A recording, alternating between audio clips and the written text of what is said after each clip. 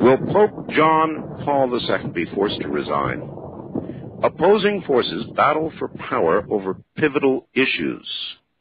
Will there be a Mr. and Mrs. Pope? Will women be ordained Catholic priests? Are traditional Christians on the way back to the catacombs? Will homosexual marriages be sanctioned? The long-running covert warfare against Pope John Paul II, led by powerful members of his own hierarchy, including cardinals and bishops in Rome, in the U.S. and around the world, has broken into the open over the past 5 months. It's going to end within the next 12. The prize is control of one of the world's most powerful positions. So predicts former Vatican insider and best-selling author Dr. Malachi Martin in his latest national bestseller, Windswept House. It's a double-day book, already recognized as, quote, one of the most powerful books of the decade, end quote.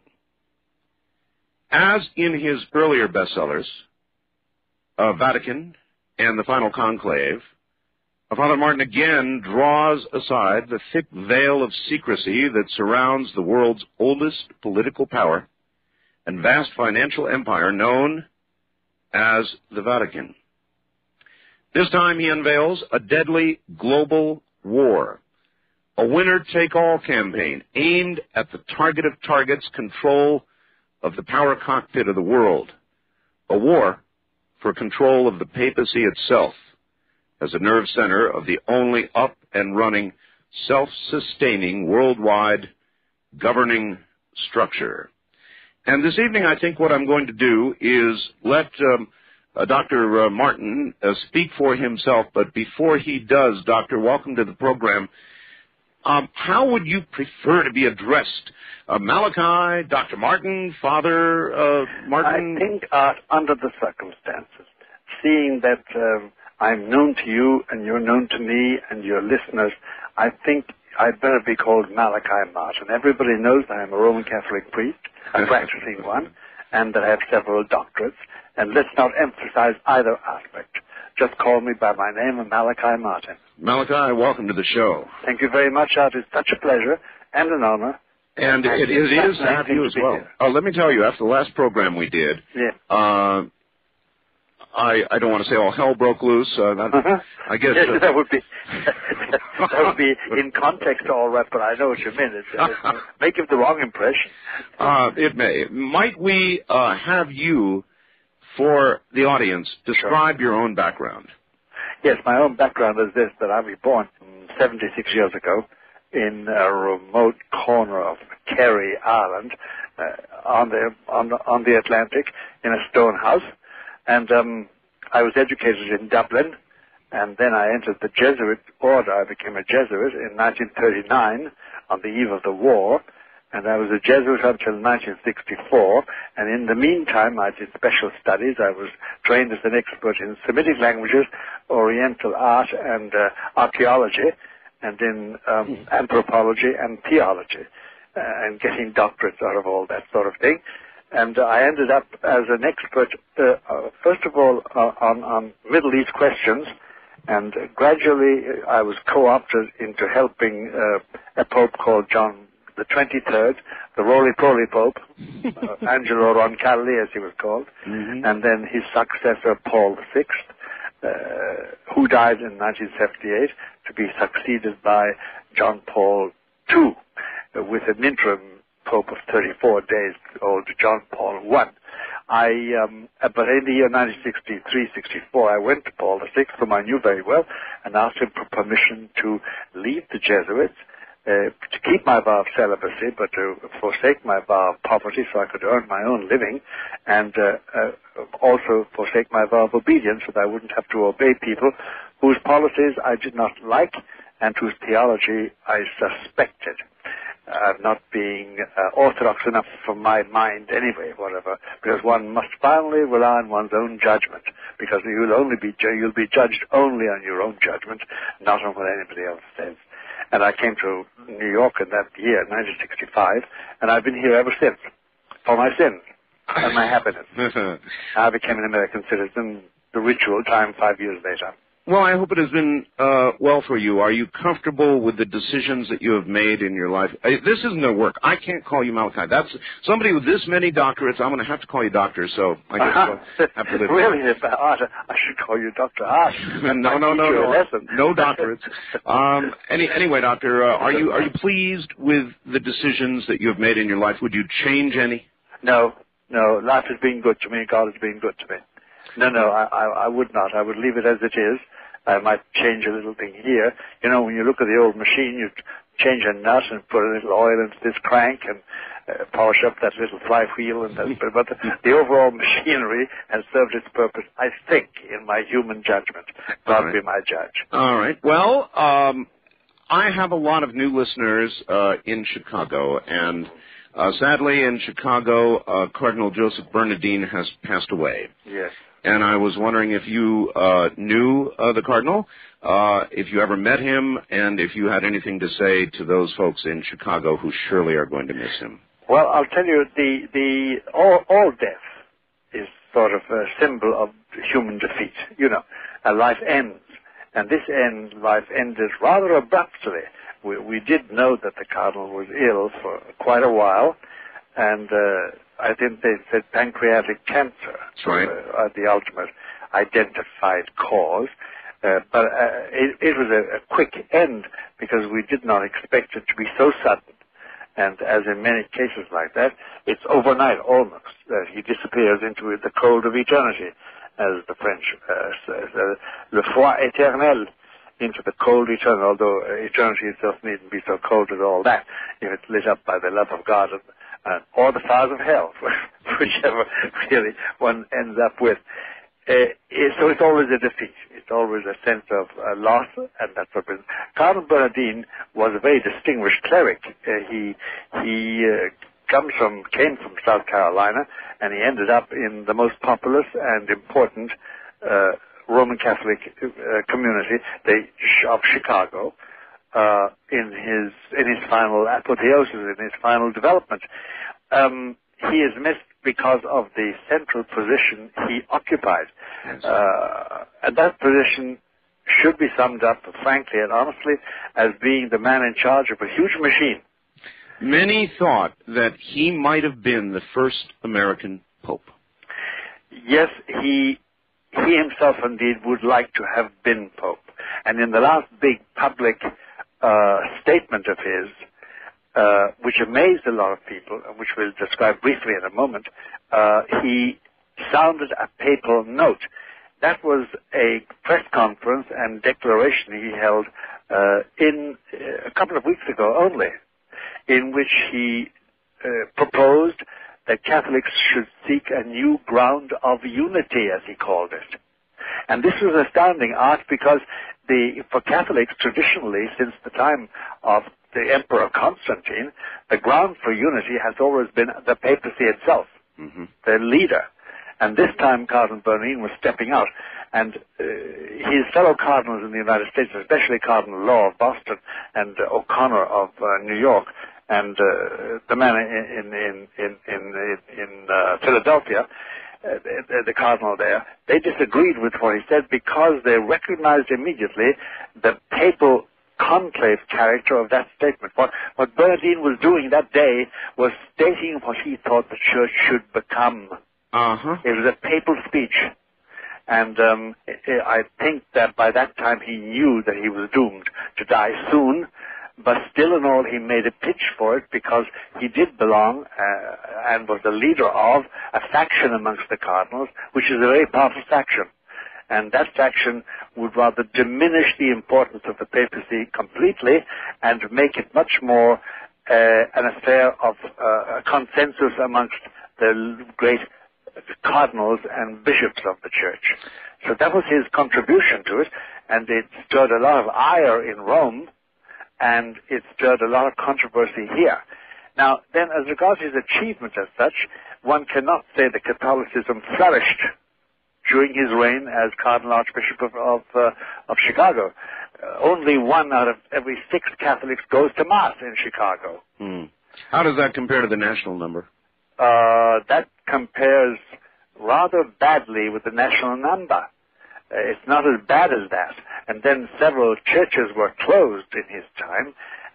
Catholicism as a mode of devotion to God and to Christ and to the angels and saints, and which is the essence of Catholicism, did not flourish under Cardinal Bernardin. We can't fool ourselves that it did. But he was a great public leader in the sense that he took a lead and he managed very carefully and skillfully, with almost an extraordinary touch, he managed that very powerful body of men, 280 of them, called the American Bishops, or the National Conference of Catholic Bishops, the NCCB, with its political arm, the NCCC. That's it's the political arm of the bishops in America. He managed that.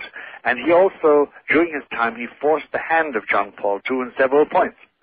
And he forced them by using skillfully the Vatican's dependence on American money, American contributions from the bishops, to keep the Vatican out of the red. So even for the Vatican money talks? I think right up to the doors of hell, money talks. I see. To be awfully frank with you. In the last 2 days of his life, yes, he wrote to the United States Supreme Court, yes, urging it not to allow doctor-assisted suicide. Yes, he did. He did. And in that he was joined by hundreds of organizations and that sort of business, proposing the same thing. And by the way, the Clinton administration itself has decided and declared that it itself discourages the idea of any action on the part of the Supreme Court of the United States favoring a doctor-assisted suicide. How would you, Doctor, argue against somebody who would say, look, I'm in the last stages of a horrible disease. I'm racked by pain. My life is no longer functional in any way that I can measure or want to measure, and I wish not to suffer out these last few days and wish to take my own life or have somebody assist me in that process, whatever the case may be. In other words, the argument of it's my life, whose life is it anyway? Yes. The difficulty in answering a question like that, which is to be answered finally, in all honesty, is that this cannot be regarded isolatedly as a personal problem, because unless one is totally an atheist and one does not believe in any sense that God has any right or just has a say in anything or that God even exists. The difficulty is also that what it would open up by way, and even the American government in its comments to the Supreme Court is of that opinion, and Bernardine was too, and most of the organizations, hundreds of them that have communicated with the Supreme Court, say the same thing. It opens a Pandora's box. And finally, there's this fact about it, that you can nowadays, within the limits of medical practice and medical ethics, you can obtain palliatives for your pain, which will diminish the stress of it all. Yes. And I've always understood them. I may be wrong. I've always understood it, that those palliatives, those drugs used to diminish pain, gradually reduce vitality. And don't exactly hasten death, but they don't promote life either. But they do, by diminishing pain, they bring you closer in a more comfortable way. And finally, you see, for a Christian artist, a terribly important thing that any drop, any moment of human suffering has an eternal value in the light of the sufferings of the man-God on his cross. Yes. On Calvary. And that, I know, is a hard doctrine, but because Christians believe they're here to prepare for heaven, not to establish a paradise on earth, and if the paradise ceased, then they can wipe themselves out. But that life on earth is a preparation. It's a hard doctrine. I know it's a hard doctrine. So that pain is part of what we are here to experience. That's right. If I have pain, if I have a toothache, if I have a breech birth with a child, if I lose a child, if I have arthritis, if I get a disease, it can be and should be used to merge with the sufferings, the meritorious sufferings of Jesus Christ. That's the basic Christian doctrine. For those who are not Christian, I know it's not much consolation, but it still operates in their case. Well, I'm afraid it makes sense. Doctor, stand by. We're at the bottom of the hour, and we'll be right back. Of their transsexuality or the transsexual operations. They are not. In no way can you say that signifies ipso facto possession at all. That's an illusion. With regard to transsexuality, homosexuality, yes. What advice do you give if somebody comes to you and says, "Father, I'm a homosexual. Yes. I'm struggling with myself. I don't like what I am and what I'm doing, but I'm driven and I can't stop." How do you advise? What do you say? If I have the occasion and the time and the convenience, it's all a matter of convenience. If they're calling from, say, Anchorage, Alaska, it's one thing. If they're calling from 64th and Madison Avenue in New York, it's something else, of course. It's near where I live out, Yes. But depending on those ordinary human factors, which sometimes determine our fate, depending on those, there is a spiritual treatment, not therapy, it's the wrong word to use. It's a spiritual treatment which can resolve peacefully and successfully the struggle one has with one's sexuality, homosexuality or heterosexuality, or transsexuality for that matter. But that's a very delicate spiritual operation that must be done with authority and skill. But it can be done. It's not an irreparable and unchangeable situation. No, it's possible. But the one thing that the person involved must get into their mind is it's not a therapy. It's not the work of a therapist as such. It doesn't rely on psychological or psychophysical factors, although it treats those factors because they're involved in all sexuality. Oh, isn't that interesting? So it's not psychotherapy and it's not an exorcism. No, it's not. It's not. It's a spiritual treatment. See, but I'd only be plunging into a description of it, which could take us the whole of our 5 or 6 hours together today. It really could. But if we have that much time. But I don't think you require that, or the questioner requires that. But no, there's more than hope. There are concrete steps to be taken. But as I say, it's a treatment. It takes time and money and take convenience of location. You understand me? Yes, of course I do. Mm-hmm. Of course I do. So it's not an impossible situation at all. But the nature of the treatment is of a spiritual understanding. That's right. It's spiritual understanding, but it's also this, that there is no doubt in my mind at all as a priest, and now I've been priesting since 1954 steadily. Before that I was in training. There's no doubt about it. There is aid, help.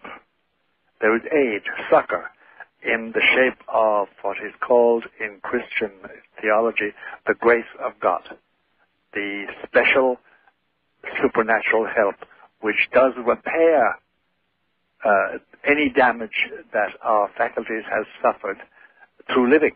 And our faculties do suffer, unfortunately. Mm-hmm. The way we live and what is done to us, If I'm reared by, I say, a father who is a drug addict and a mother who's a lush, I'm going to be damaged.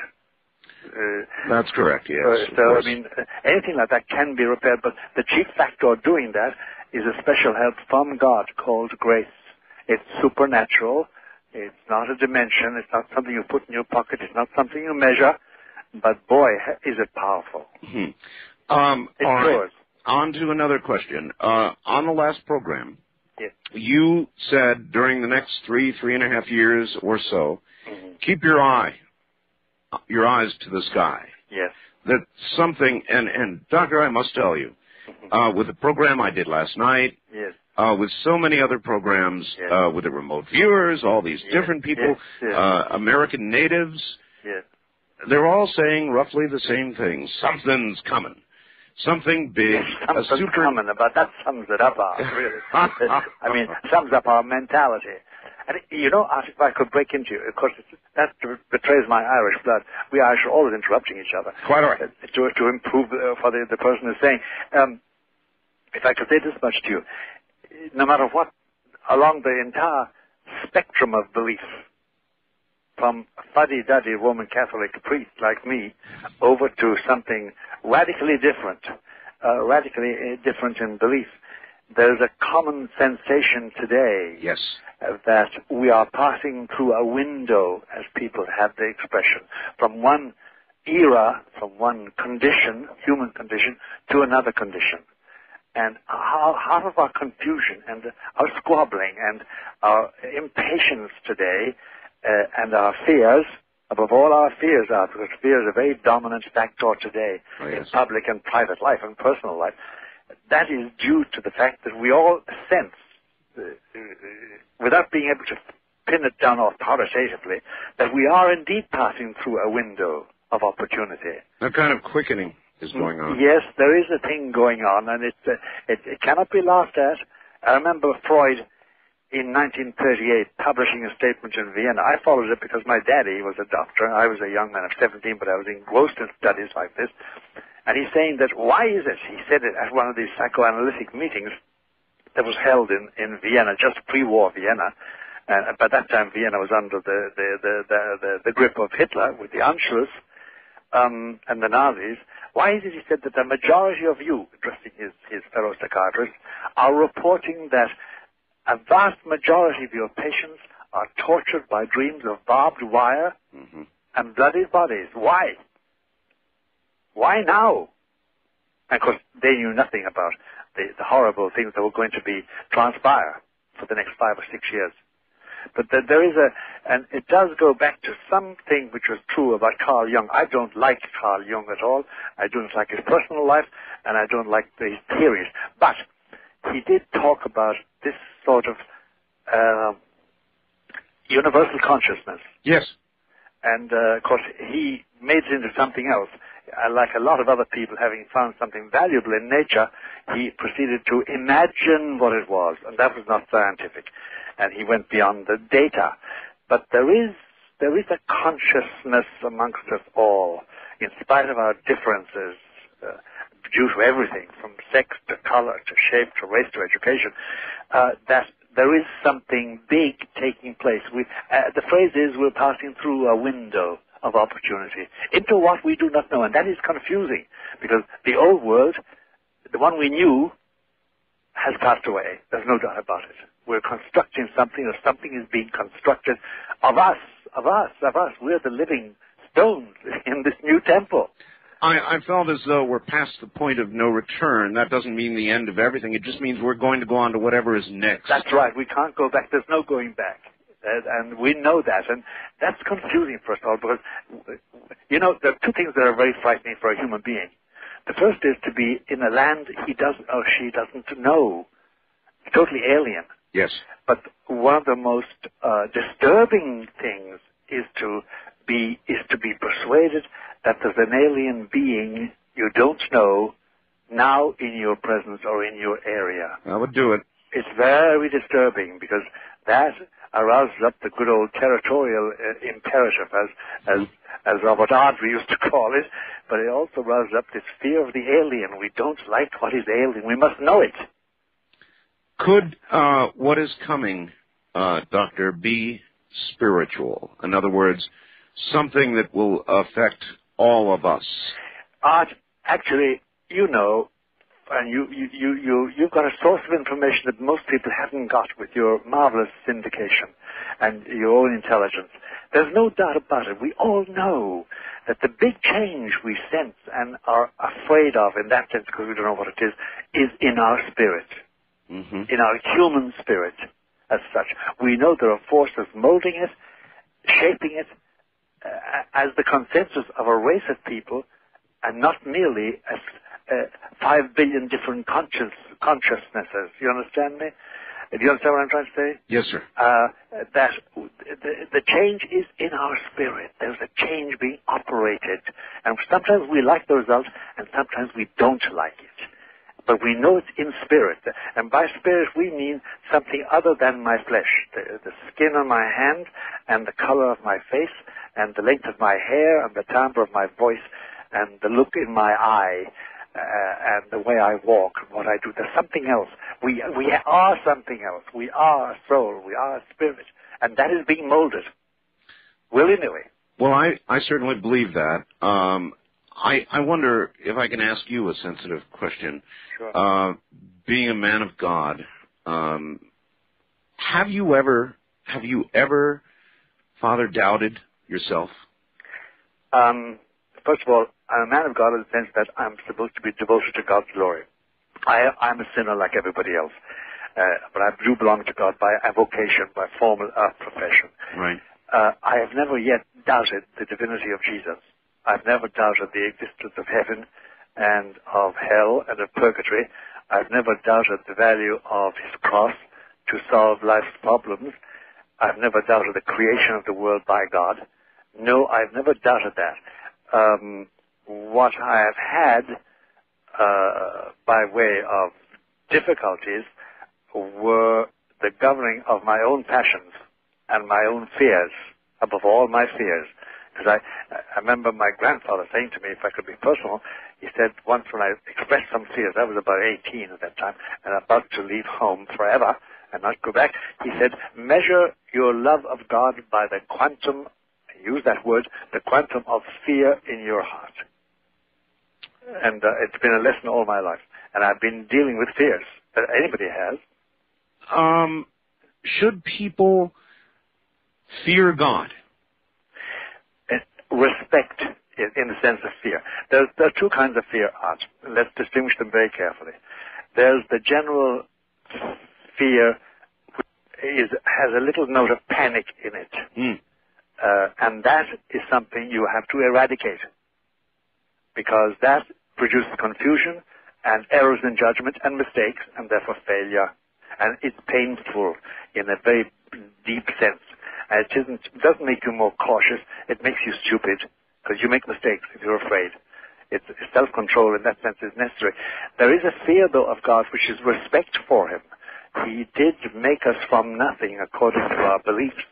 But again, in all this, I'm a Christian and a Catholic, so you'll forgive it when it's biased, or not biased, but it's one-sided. There's no doubt about that. It's the Christian point of view, but it is that we do depend on him. And if it comes to the point of my rebellion against him for the sake of my own passions, for the sake of my own ambitions, for the sake of my own hates and desires, he can dole out to me a punishment beyond belief, beyond imagining, and that for all eternity. And that's a very healthy balance sometimes in life, when life does extend to you something which looks terribly enticing. Yes.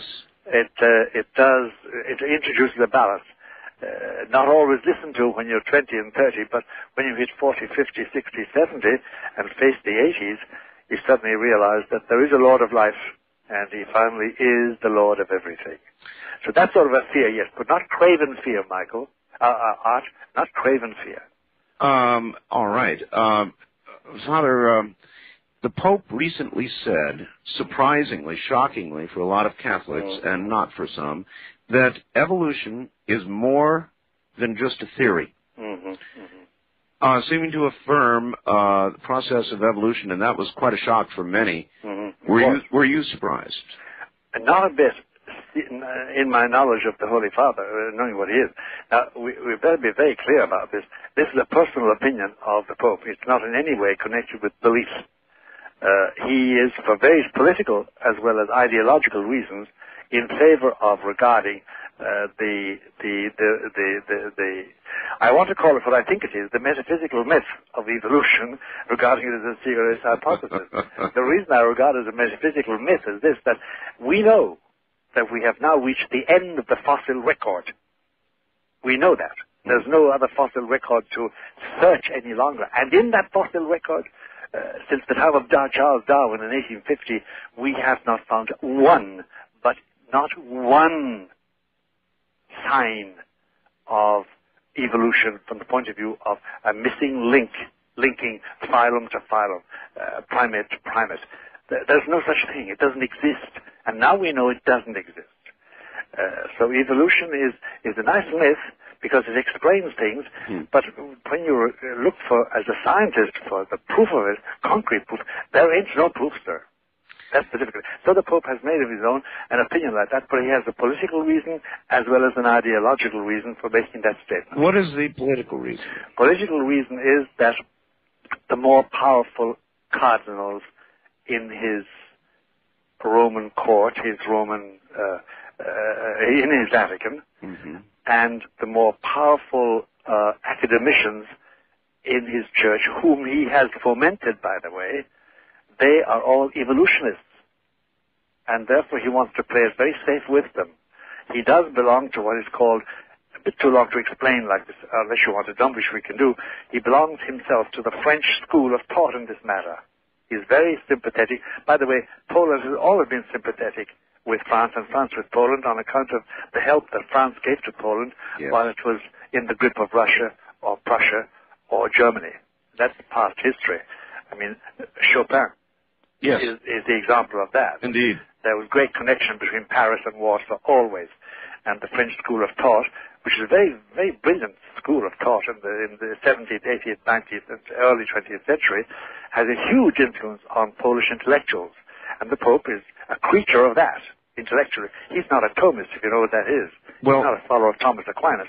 He's a French intellectual. We all wish to think of the Pope as a spiritual leader and in that context, but in fact, the Pope is probably as much of a political leader as spiritual, is he not? Absolutely, absolutely. You see, this poor man, I say that with great sympathy for him, he has to deal with the geopolitics of faith. That is the fact that the nations of the earth are the children of God and are supposedly, theoretically, anyway, according to Catholicism, they're under the mandate of Christ's salvation. At the same time, he has to deal with the geopolitics of reason, the fate of nations. Yes. And he did that, for instance, in Poland, where he was the instrument with Ronnie Reagan's government mainly. He was the instrument of making the first breach in the wall of the Soviet Union, which led finally to its dismemberment, and the rest is history. So he has that double function, and his agony, actually, it has been a real agony. His agony has been the balancing of those two forms of geopolitics. How does anybody, including the Pope, indulge the politics he must without sinning? Art, that is such a profound question. and no, it is. I'm not trying to butter you up or flatter you. It's such a profound question because, look, you know, in your ordinary life, passions comes in. You can't be reasonable, follow reason all the time. Your passions come in. Your prejudices, your former biases, the people that were nice to you and the people you loved, and then the people who were unnice to you and that you didn't like or perhaps hated sometimes. And then you've got national and ethnic and cultural prejudices. All that comes in. And any deviation from reason, any deviation from justice, divine and human, is wrong, is a sin in itself. Can be forgiven. God will forgive all these things and cleanse them all by the blood of Jesus. But it's a fact that we do err, and the Pope, sitting where he does, is more easily guilty of malfeasance in high office than I ever will be, because I was never Pope and never will be. So your answer is, he can't. He can't avoid it. He can't avoid it. You know, all he can do is, he can rely on the blood of Christ and the forgiveness of Jesus. Forgiveness. Yes, there is always that. But the very process of politics, the very process itself, necessitates compromise. That's right, it does. Exactly. That's where the difficulty arises. That's exactly where the difficulty arises. And sometimes both the present Pope and his big mentor, Cardinal Stefan Wyszynski, who's now dead, who's called the Fox of Europe, and who drew circles around the Soviets in his day, by the way, and they never caught him. They tried to do anything to him, including kill him. But he and the present Pope, as cardinals in Poland long before he became Pope, had to make compromises with the Marxists. Otherwise, they couldn't have survived. That must have been a very sad personal time for the Pope. It was dreadful, yes, it was. And it was dangerous, and it seared his soul, and it left an indelible mark. Art, I have always wondered all my life, which are deeper? The wounds of reality that scar my body and my mind, or the deeper wounds to my very being from my own errors and sins. I imagine we wonder about these things all the time we are on this earth. I imagine if we're humble at all, if we're realistic, and stop having too many illusions. I suppose the great thing is not to be... Doctor, I've got to halt you there. We'll be right back, and when we come back, Major Dames, to the matter at hand, my guest, Dr. Malachi Martin. Doctor, welcome back. Thank you very much, Art. Thank you for having me. It's a pleasure. It is a pleasure. It is indeed. And you did say, did you not, Doctor, that remote viewing, you thought, was nitroglycerin for the soul? Yes, understood in that sense. Yes, I did regard it as nitroglycerin for the soul, in the sense that it has the potential for a powerful explosion in the human soul. All right. With that in mind, here is a man who did remote viewing for the U.S. military and now does it in civilian life for a company, his company, called SciTech. And he has been a guest on this program many times. Here is Major Ed Dames. Major, welcome to the program. Hello, Art, and Father Martin. It's an honor and a pleasure to be here. Major, you have no idea. I've looked forward to this very much. Art made me his complete slave by promising that I would be able to talk. He really did. The two of us, I hope we have the same key for the ball around our foot. Yes, we have. Well, tell me this. I feel like follow my leader in this matter because I'm purely and simply a non-technician as regards psychiatry or psychology or therapy or anything like that. I'd like to share some of my own experiences. I'd like you to do that. The area of remote viewing and spirituality. Yes. Let me give you just a little background about myself as a military officer, and later on, if you have any questions about my religious backgrounds, we can get into this. Sure. But I was both the operations and the training officer for these techniques that are referred to as remote viewing. My company refers to them as technical remote viewing, which are a very precise way of extracting details about a target, a person, place, thing, or event. And I essentially civilianized the company. I took the best members of the military team and now employ them as consultants in my company. And I teach civilians how to do this. And so it's now my vocation. We work as a team against very significant types of targets. For instance, the FBI's Unabomber or the TWA Flight 800 disaster, to attempt to pinpoint the locations of people and things in that regard. When these techniques were first used within the Pentagon, they were construed by many senior officers to be associated with the occult, as you might guess, and probably have heard about. My mentor lives in New York City, Ingo Swann, and you may or may not have ever met him. No, not many, but I've heard about it. He himself wondered when he discovered the breakthrough techniques that we use. Prior to the techniques that we use, only natural psychics, very gifted individuals, could be utilized for military intelligence collection missions. Prior to his breakthrough, but he himself, when he developed these techniques, wondered aloud to me whether or not these were associated with something that was dark or the shadow. Mm-hmm. He himself was concerned about this. Mm-hmm. He was concerned? He was concerned, yes. And so that was the beginning of my concerns also. Yes. And we were a human use team. And there was a board that ostensibly watched us to see if there would be any deleterious effects on our psyches during the use and the application of these techniques. It was an experimental team. Well, the board was not that effective, and in fact, what happened was we found that in cases where individuals were already mentally unbalanced, we did run into some serious problems. We still experience that today. You still experience that? Yes, we do. If I attempt to teach someone how to open one's mind up, I'll use a loose term, then, and they are not balanced individually, emotionally or mentally stable, we do run into serious problems. Yes. And if that is partially what you are alluding to as nitroglycerin for the soul, then you are correct in that regard. However, for individuals that are balanced, Yes. they can perceive many, many things, including turning this light onto the very deepest, darkest, scariest aspect of all, their own minds. Mm. And if they have the courage to look, they can achieve a great leaps in spirituality if they choose.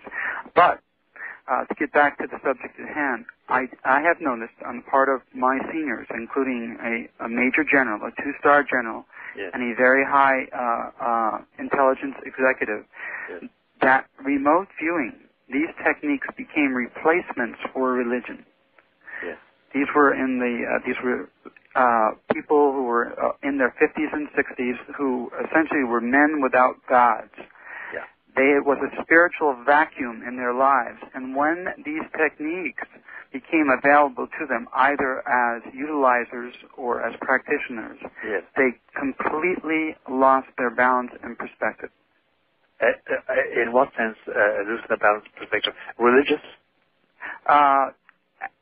Actually, in the sense of whole body, in both mental and emotional. Oh, really? This became almost an end-all. It became more than a passion in their lives, the answers to all questions, not only a means to an end, but an end itself. It was almost as if they felt empowered by this absolute knowledge. Yeah, and that's what you refer to when you said a decrease in balance.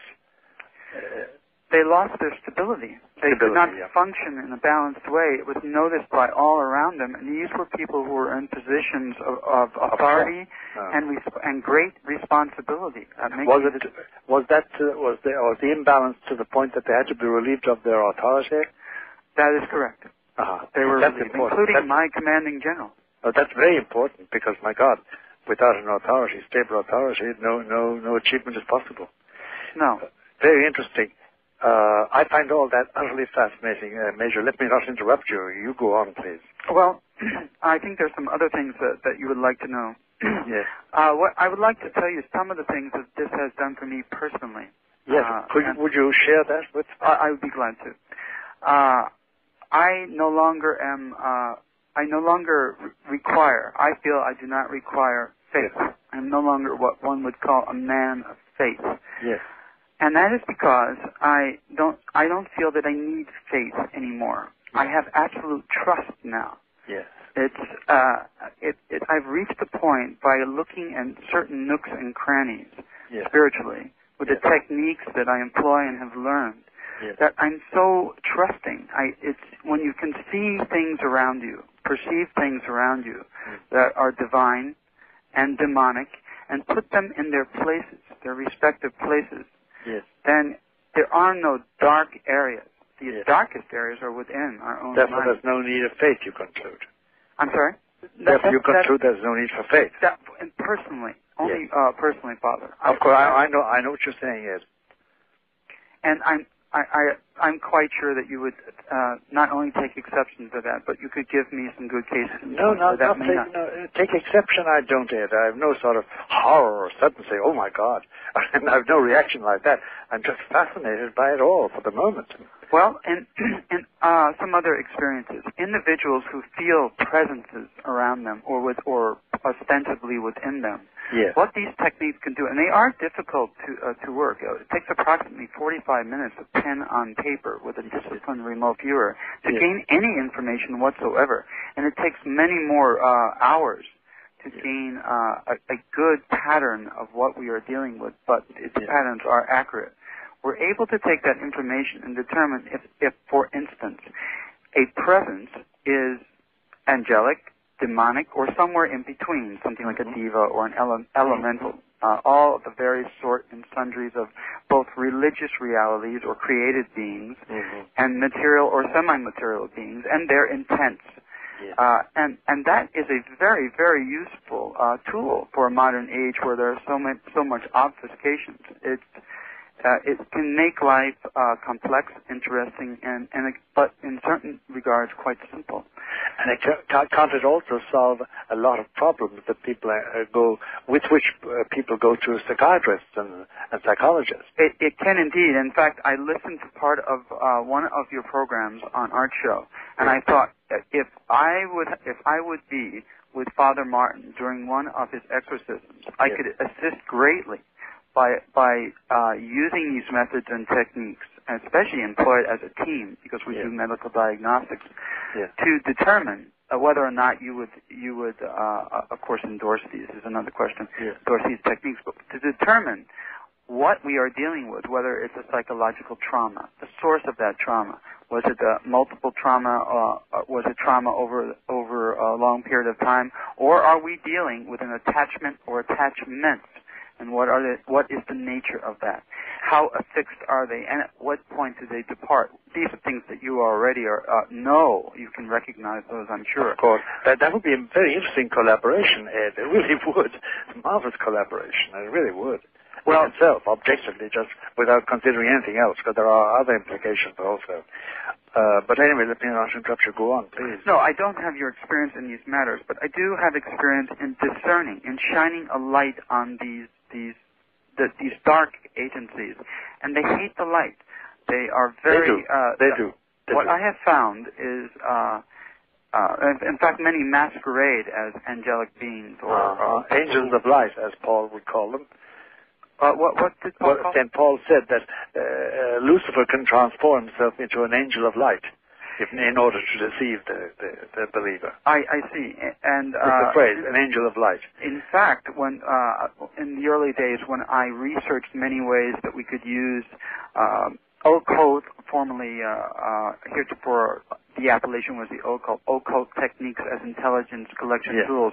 When I looked directly into the eyes of someone who was channeling something, you could see certain things, and I could see that I was being lied to. I could see that I was being told everything I wanted to be told. And then in subsequent years, because it's so accurate. Yes, and in subsequent years, after learning these techniques, I was able to really gain a complete appreciation for what these attachments were, the nature of them, and that became quite fascinating. And they are desperate to maintain that attachment, as you already know. Absolutely. I found that out as attempting to research these phenomena, various occult phenomena, as intelligence collection tools, of all things. No. The connection is an obvious one to make. I can see it immediately. It's useful in the field of intelligence. We did not know. We had to look at that. But that exposure to the knowledge, to the light of truth and awareness, it essentially drives away many of these shadowy forces.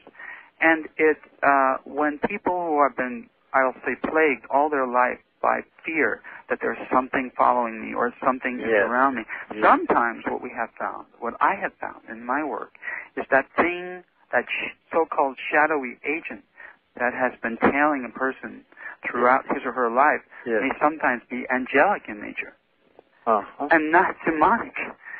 And someone has been afraid. What did you say? Yes, can be angelic, and then you add in a sentence I didn't get. And not demonic. Not demonic, that's right. In some cases, the person has been afraid of something that has been a loving... benign. Yes. Well, more than benign. Sometimes very loving and very... positively working for them. Yes. Yes, and they were afraid of that. But with these techniques used correctly, and they are very difficult to use correctly. Oh, I'm sure they are. They high degrees of training. It's a delicate operation anyway. It's a delicate, but it's repeatable, and the procedures are standardized. They just need to use their professional tools. Yeah. But what I wanted also to say is the connection with God does not go away during the process of remote viewing. One's soul is not lost. If your soul is already lost or saved, regardless of using these techniques, the connection is still there, and you take it with you when you go into this it used to be an altered state. That was quite a different modality. But here, one simply turns their attention to an idea. I'll use that roughly. So one's attention is half focused upon writing down information on a piece of paper, and half focused on something that is in, for lack of a better word, one's collective unconscious. There are technical terms. Yes. Let's stipulate we can use that phrase. It has to be defined further, ultimately. But Father, it has been the downfall of a number of people. I've seen it myself. Oh, I know it has. And yet it's given me more than I could possibly. It's given me answers to many different things, and it's allowed me, most of all, when I wanted to give back the gift, when I wanted to serve, I prayed for about 6 months to make sure I knew I couldn't return the gift that I had been given. Of course the not. Answers to all questions. Of course not. Well, I was too naive to know that. Every time I tried to return a gift, I had received dump trucks of gifts back. Yes. So I changed my strategy and just asked to serve. And what this tool allowed me to do was to precisely determine, well, it took about 6 months actually to make sure I was correct, yes. how to serve, and how to serve my God. And that's what this tool gave me, the precise details of what to do, how to serve, rather than just a general sense. And that's why one of the reasons I'm so grateful to English One. And indeed, let me add in, we all should be grateful that such a thing, because in theological terms, Ed, what you're talking about is a charism. It really is. It's a gift. It's an ability given you. And I still don't want to interrupt you because you have a lot more to say on this matter. I just want to add this one thing, or say this one thing. And it's this, that this is a very precise, well-intentioned, nobly intentioned effort on your part, or performance. You're not doing it for self-glorification, and you're not doing it for self-advantage. You use the word serve, S-E-R-V-E, which is very angelic, by the way. Father, I'm going to have to interrupt, Sure. and I'm going to let you continue with this when we get back in a moment. From a spiritual perspective, you would think, indeed, the odd couple, but maybe not. We're going to find out.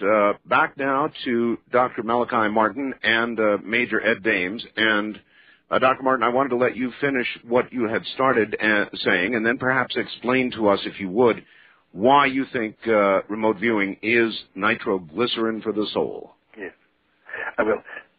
Hello, is Ed there? I'm here, Father Martin. All right. I feel really funny. I should call you Major Ed. God, please call me Ed. Because, but anyway, let's get over that for the moment. The original statement I made when we talked the last time about this being nitroglycerin for the soul, because, and I think you might even understand it, as I do understand it, it is, if it's not done with the proper motivation and not done, as it were, scientifically, that is, with proper methods and checks and balances, it can disrupt the soul. It can blow it up. It can cause an explosion in it. We, from my side, from the point of view of exorcists, and that's when I say we, I really mean that, those engaged in this work, found that those who did remote viewing or channeling without any of those safeguards that you just described, that they underwent very severe disturbances and disruptions of their personality, their normal persona. And they also had manifestations that could only be explained in the light of Luciferian intervention in human things. The theory or the belief behind it is that there is the supernatural order and there is the natural order. The natural order is what you see, the flesh and bones and blood and earth and metal around us and wood and material things. And then there's the supernatural order, which is the existence of God and all that belongs to God. And in between there's what we call the middle plateau. And it's on that plateau that these powers can be exercised, the powers of the soul that apparently can be sharpened and developed. And my language is pre-scientific and pre-medical and pre-psychiatric, Ed, and you'll appreciate that, because I don't even purport to be a psychiatrist or a therapist of any kind. Just an exorcist and a priest. Now, when I said it was the nitroglycerin of the soul, I meant when somebody enters or tries to enter the middle plateau and deal with such powers and faculties and develop them without the proper intention or the proper controls and checks and balances. And the phenomena that take place in people who do that are those that attract us as a group of exorcists, and that demand or require, from our point of view, require the attention that we bestow on it with formal exorcism as such. Now, the one more thing I want to add in just as pabulum, as material for talk, for good discussion, is this, that the difficulty is that the supernatural, as Christians conceive it, and still conceive it, is totally unimaginable. There is no human concept, and therefore no human word that can describe it, number one. And number two, it is imperceptible to a man without a special grace from God. He can't even perceive it. So much so that if a man has not got faith, he just can't imagine it. If he loses faith, he does not know he's lost it, because if he knew he lost it, he'd have it back. The mere fact of knowing you've lost it is a perception itself belonging to faith. It's complicated as a concept, but that's the reality we have found. Now, the only practical application outside of religious peace and a calm for people who come for exorcism, the only practical example was, strangely enough, for some army officers, purely as private citizens, who came for help because they had delved into the middle plateau and came away very disturbed. Then there are the normal people who use Ouija boards or who use remote channeling or remote viewing, and they entered an area where they were subject to terrible onslaughts from an angel of light, in that technical sense of the angel of light, and the only succor we could give them was precisely through these ceremonies, which are not therapies at all, because an exorcism is not a therapy; it's a confrontation. That may not throw much light, but it will explain to you why I called it the nitroglycerin of the soul. And everything else is absolutely enlightening for me that you've said, and I presume into the hopper of all those ideas, as the expression goes, would go the entire question of the Greenbaum programming and the summation that somebody like what's his name, Corey Hammond, drew up for the American Psychiatric Association for MPD, the whole idea of the program. Do you understand what I'm trying to say? I do. Just one comment, and I am familiar somewhat with operationally with the idea of the middle plateau. Yes, yes. Channeling. There are the more that we have found, one gives up one's own identity. Let me go back to an operational perspective again. And I want to emphasize that this evolved, the techniques I used as a military intelligence gathering tool. And that's important. It is. When we looked at the phenomenon of channeling, I already mentioned some of the characteristics that behavioral characteristics that I observed. It became very evident to me operationally that channelers never took responsibility for their work or their lack of success or their lack of detail. It was always, well, it was somebody else, Manny, Mo, or Jack, that did that, and it's not my fault that the information is incorrect. That was an interesting thing. Another, the most interesting aspect was, of course, that the channeler gives up one's own identity, turns their identity over to something unknown, something that has convinced them that it's benign in most cases. That is very, very, very important. That's where the nitroglycerin aspect comes in. And that is the essence of channeling. But technical remote viewing is essentially a mind tool where we are fully conscious and fully awake. Even in the early days of the programs where the natural psychics in the Army were employed for intelligence collection purposes, that was an altered state, and there were some dangers in an altered state. When we would send, I use that term loosely, yes, an officer to a remote location, there were instances where in navigating that middle plateau, where these people were subject to great angst because they ran into other entities, so to speak, on the way. And this caused a tremendous amount of grief. We actually had 2 individuals have heart attacks. In employing these techniques, and of course, not surprising. It was very non-plussing to I would say so. those of us in the unit. And so we've settled on to these mind techniques rather than mind-body techniques. Yes. It became indeed, when used correctly, and they became almost a library card to essentially just an endless amount of information. Yes. One can do with that information what one chooses to do, act in any way one chooses to do upon the information, but nevertheless it's there to be downloaded. Sometimes, as in the case of at least one of my former students, and in the case of another Army officer who has recently authored a book, these people started to lean towards association with the very entities that they discovered in the middle plateau. And so it became they began to engage in what one could term a quasi-channeling behavior. Well, quasi-channeling is as good as channeling. Once you have something has its hook in you, it's got its hook in you, and you may be in the shadows, but it's got you. That's right. And that is why one begins to see a behavioral change. Frenetic.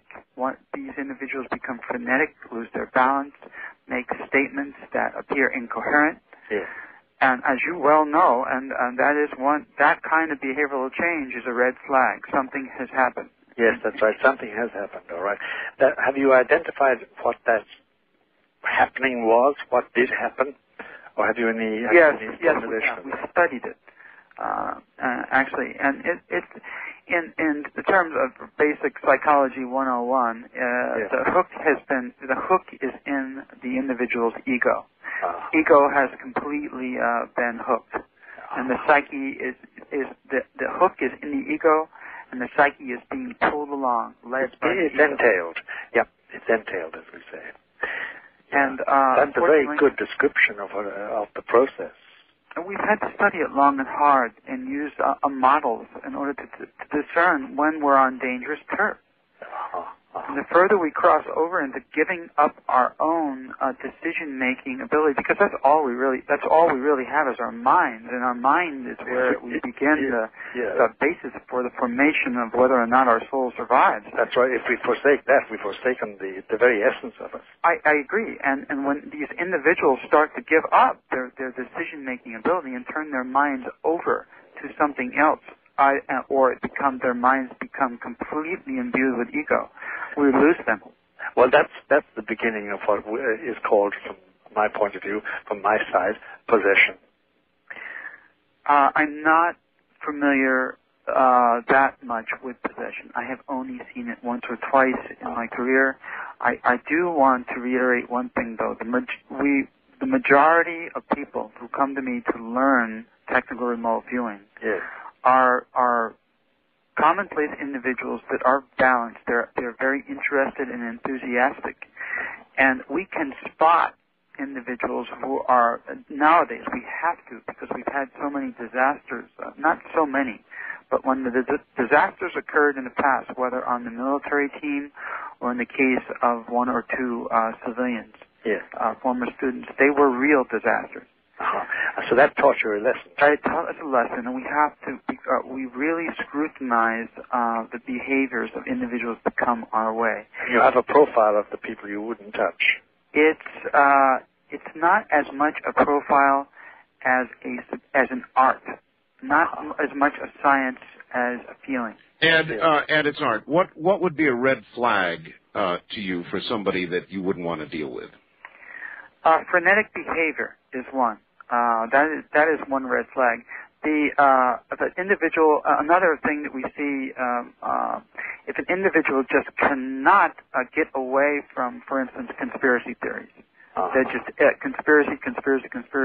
We sometimes that is an indication that someone is perhaps a paranoid schizophrenic, and that's the worst case. We would absolutely never want to touch that. To a paranoid schizophrenic. Father, with what you've heard about remote viewing, those types of personalities aside, would there be a relatively safe way to do what Ed does? Oh, yeah, absolutely. You see, he as to sort of, as his ordinary business, he laid out a system of checks and balances from the point of view of intention and method and technique, and an intimate knowledge of the various entities that do people this region in which he enters and works. And that is very different from the loosey-goosey, if I can use that expression, approach to opening my mind and receiving whatever comes into it. May I say one other thing, Father? Yes, of course, Ed. I wish to in terms of experience, point out something else too. Yes. In terms of the what one might call the shadow demons and their ilk, I happen to be very afraid of them. They scare Thank God you are. out of me. Thank God you are. Yes, but I'm not afraid that they will harm me because of my connection with God and with angels. Yes, that's the only reason that I can deal in the areas that I deal in. Ed, could I stop you there and ask you a question which is pertinent? Of course. You said that you no longer need faith. Now, you see where I'm going. Not essentially, but what I said was I feel that I have absolute trust now. That's right. But faith, therefore, on your lips meant something else other than what I mean by faith. Because obviously, if you do depend on angelic protection and divine protection, you have what in classical terms would be called religious faith. Do you understand me? Yes, I do. But it's not so. I have no words to describe this, but it is one. You've made several acts of what would be called theological faith throughout your entire discussion of this, and you have a certain almost childlike dependence on their protection, to preserve you, because that's why you venture into this field unafraid. In that sense, you have certain fears, or you take care of certain things out of respect for your enemy, or for the things that could deceive you. What I meant was by that was that I can perceive what these things are. They are, although, and in the past, when I was a young man, before I was exposed and imbued and learned to be a professional in the techniques that I use, I did not know what these were. And then I needed what I called, in my classical terms, faith. I had to rely upon a higher power, my God, to protect me from these from the darkness. But now I can see into the darkness. I can shine this light in there and say, aha, over here is this, over there is that. Yes. That's yes. essentially what I mean. That was enlightenment. You still have that dependence on protection, though. Oh, absolutely. Well, you see, that's the. Now, I only want to introduce a thing which I've talked about before, which I can never put exactly. It is the supernatural. The supernatural is by essence, in the Christian tradition and in the Jewish tradition too. But since I'm a Christian, I better speak authoritatively only about that. This idea of the supernatural is disturbing in one sense, but consoling in another sense, because the Christian idea is that the supernatural itself is totally alien to human nature, but has come to human nature to elevate it, and therefore to protect it in this field, especially in this field, but in the normal field of human behavior too.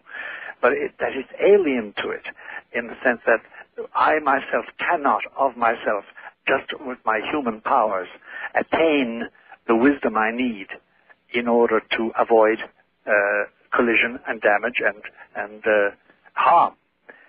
That's the idea of the supernatural in Christianity. Doctor, may I ask you this? Sure. Could Ed's understanding or enlightenment protect him against possession? It could, given merely the words he has used and the phrases he has used and what he has said. I find no trace of the things that betray the innate weakness of vanity or pride or self-reliance. I find a godliness in it. And that is one of the keys to it. He should be protected against it because the grace, the supernatural grace is there. And all I'm doing is saying that that has been with him apparently all along, because he cited his own career as a young man and then getting into the dark corners and getting the light to see the lurking dangers that were there, to be able to detect an angel of light, which is really the shadow itself pretending to trying to deceive him. So yes, the answer is yes. He can do that with impunity. But then that would mean that if I were to be fully and completely thorough in that answer, I'd have to sit down with Ed and say to him, all right, now tell me how you pray and how you think and how you behave and how you live and your morality, etc. And I have no intention of doing that to Ed, because he wouldn't do it to me, in public anyway. All right. Ed, do you want to hang on a little bit longer? It's up. I'm digging in to Father Martin's time, and I can hang in for another 30 minutes. All right. Why don't we do another 30 minutes, Father? Is that all right with you? That's lovely. All right, good. We will be back, and we will do exactly that next. I'm Mark. Well, all right. Back now to Dr. Malachi Martin and Major Ed Dames. And Dr. Martin, yes. Is remote viewing something that you would not participate in, or as described? Is it something that you feel would have value and something you might even try yourself? Whatever about trying myself, because I'm not a technician or haven't been trained in this, I don't regard it as essentially dangerous. And in fact, I think at this stage, what we should do is sketch out where the discussion has arrived. Major Ed Dames has outlined a very careful and tried and tested. I was going to use the word technique, but he will forgive me if it's not exactly that, and if that is not the exact word.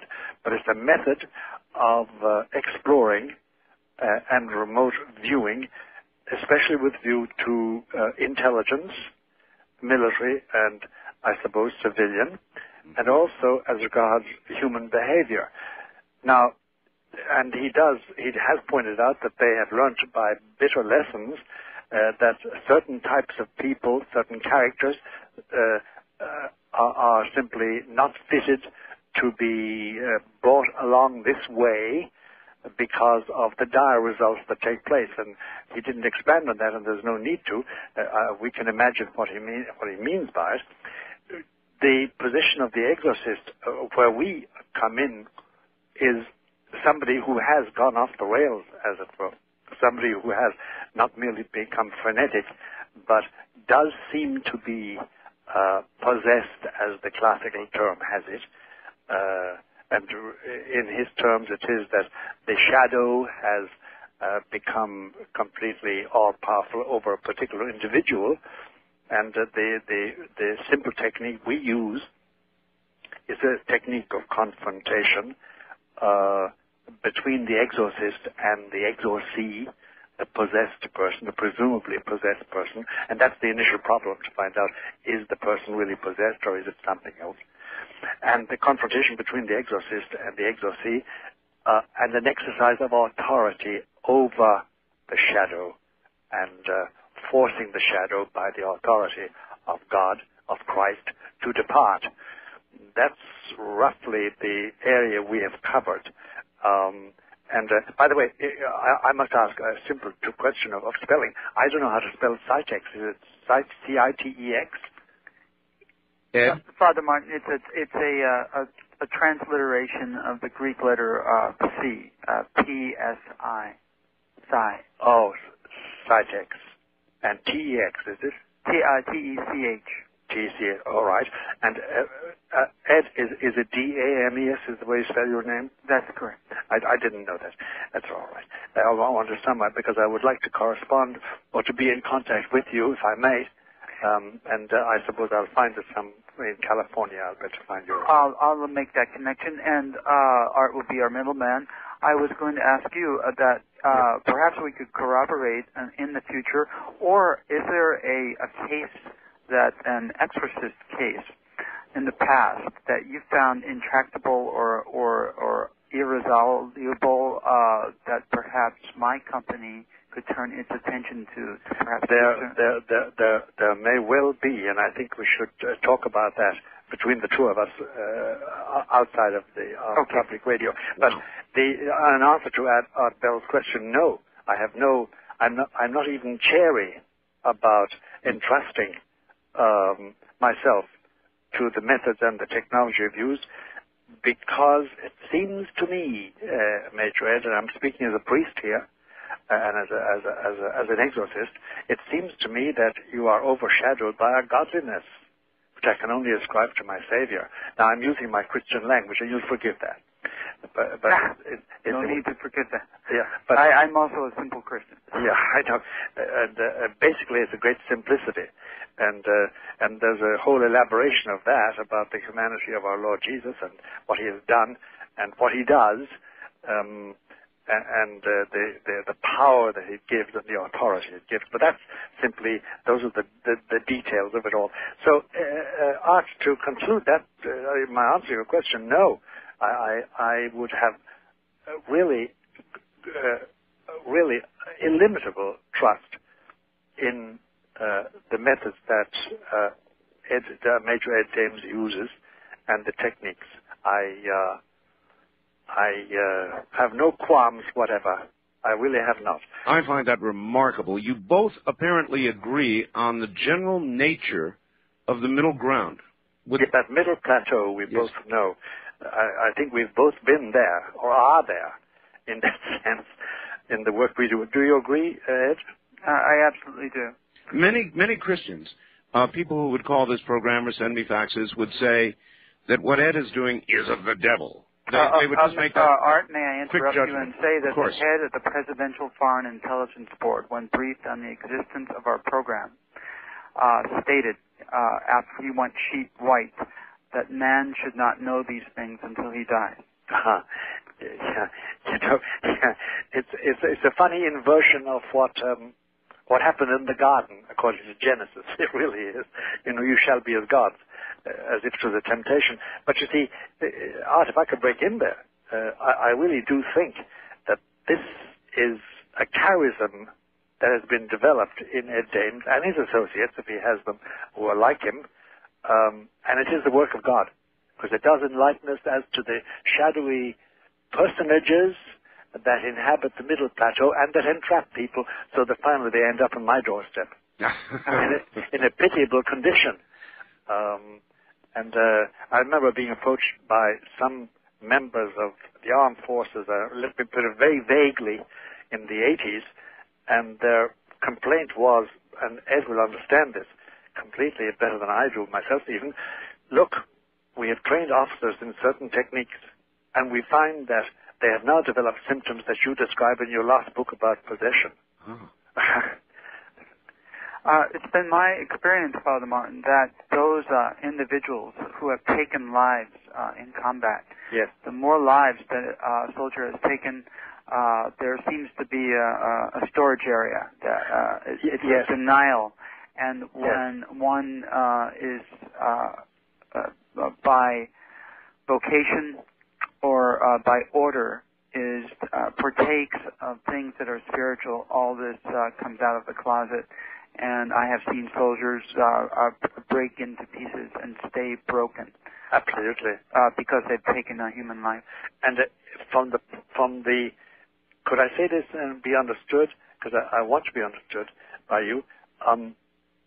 Looking at it from the inside, it's logical. I mean, it's almost a necessary consequence. Ed, I think we really can't do any more than this. I am surprised at the result that we got between the two of you and pleased by it. And I would imagine you are too.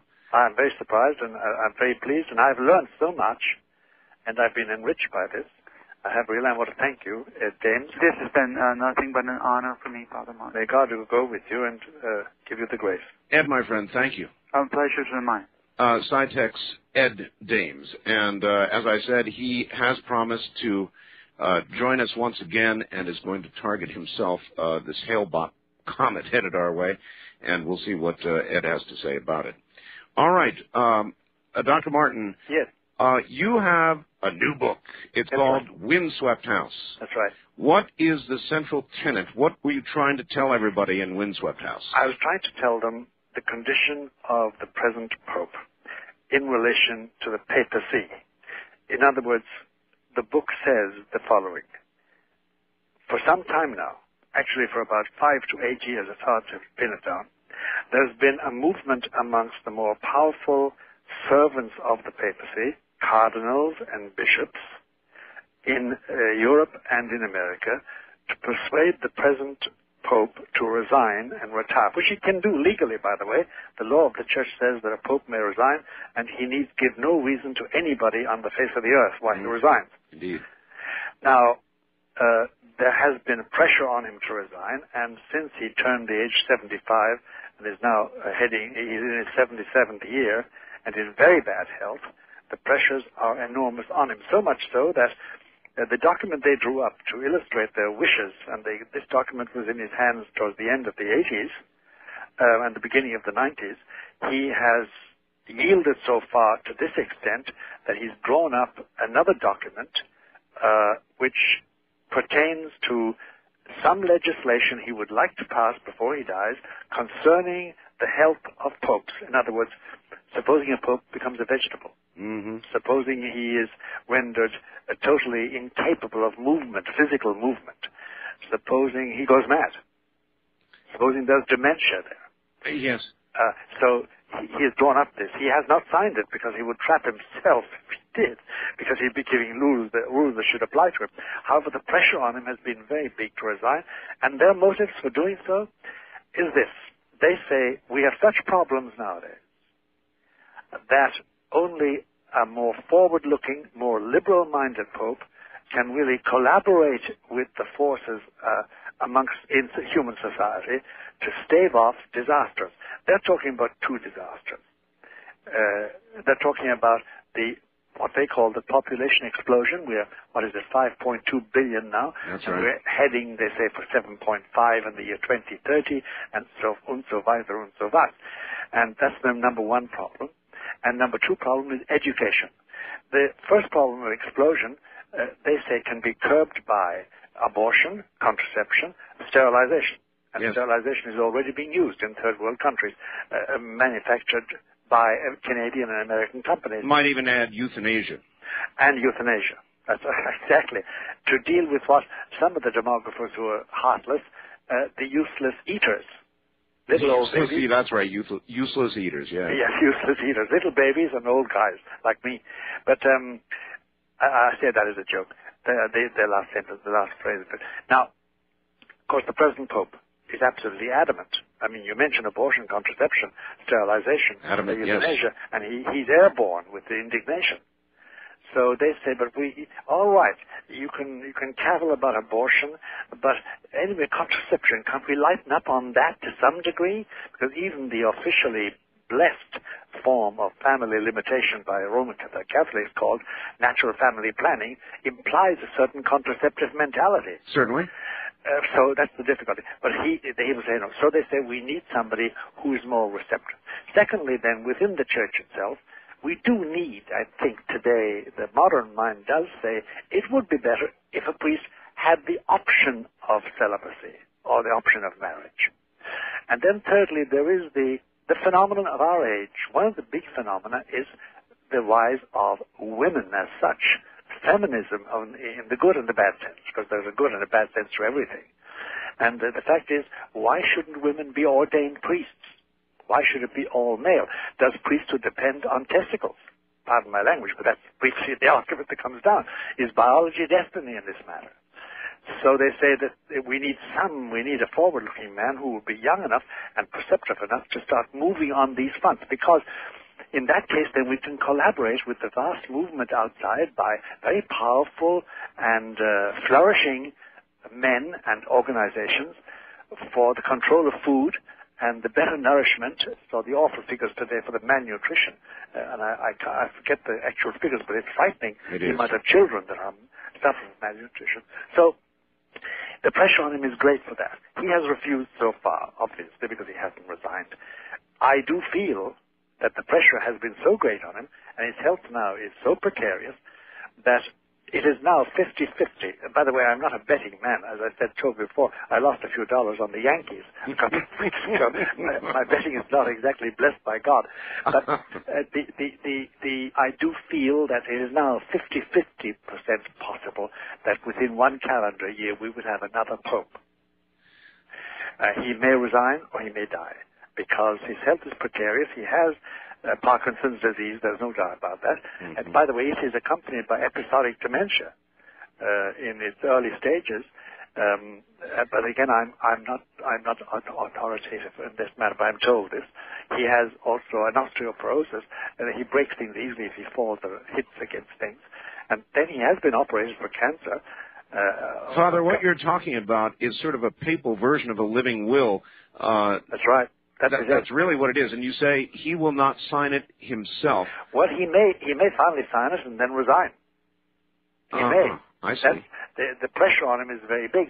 Now, by the way, the pressure is big because it comes not merely from his own people, his own colleagues, as it were, bishops and cardinals. It comes from very powerful organizations who share the same opinion as those colleagues. Or the colleagues share the same opinion. For instance, there's no doubt about it that the thinking of the World Wildlife Fund in this matter, beginning with Prince Philip of Edinburgh and go on down along, or of the Ford Foundation, the Rockefeller Foundation, the Pew and Draper funds, they all think the same thing. They're all very keen on controlling the population, and they agree with those who would like to see a change of Pope. And everybody acknowledges the Pope's achievements and his work for peace and his compassion. We all know that. But they say we need a younger man now. The book is about that and about the pressures on John Paul. Well, I would like to get your views on it. And to start with, let me ask you, I had no idea such a document existed.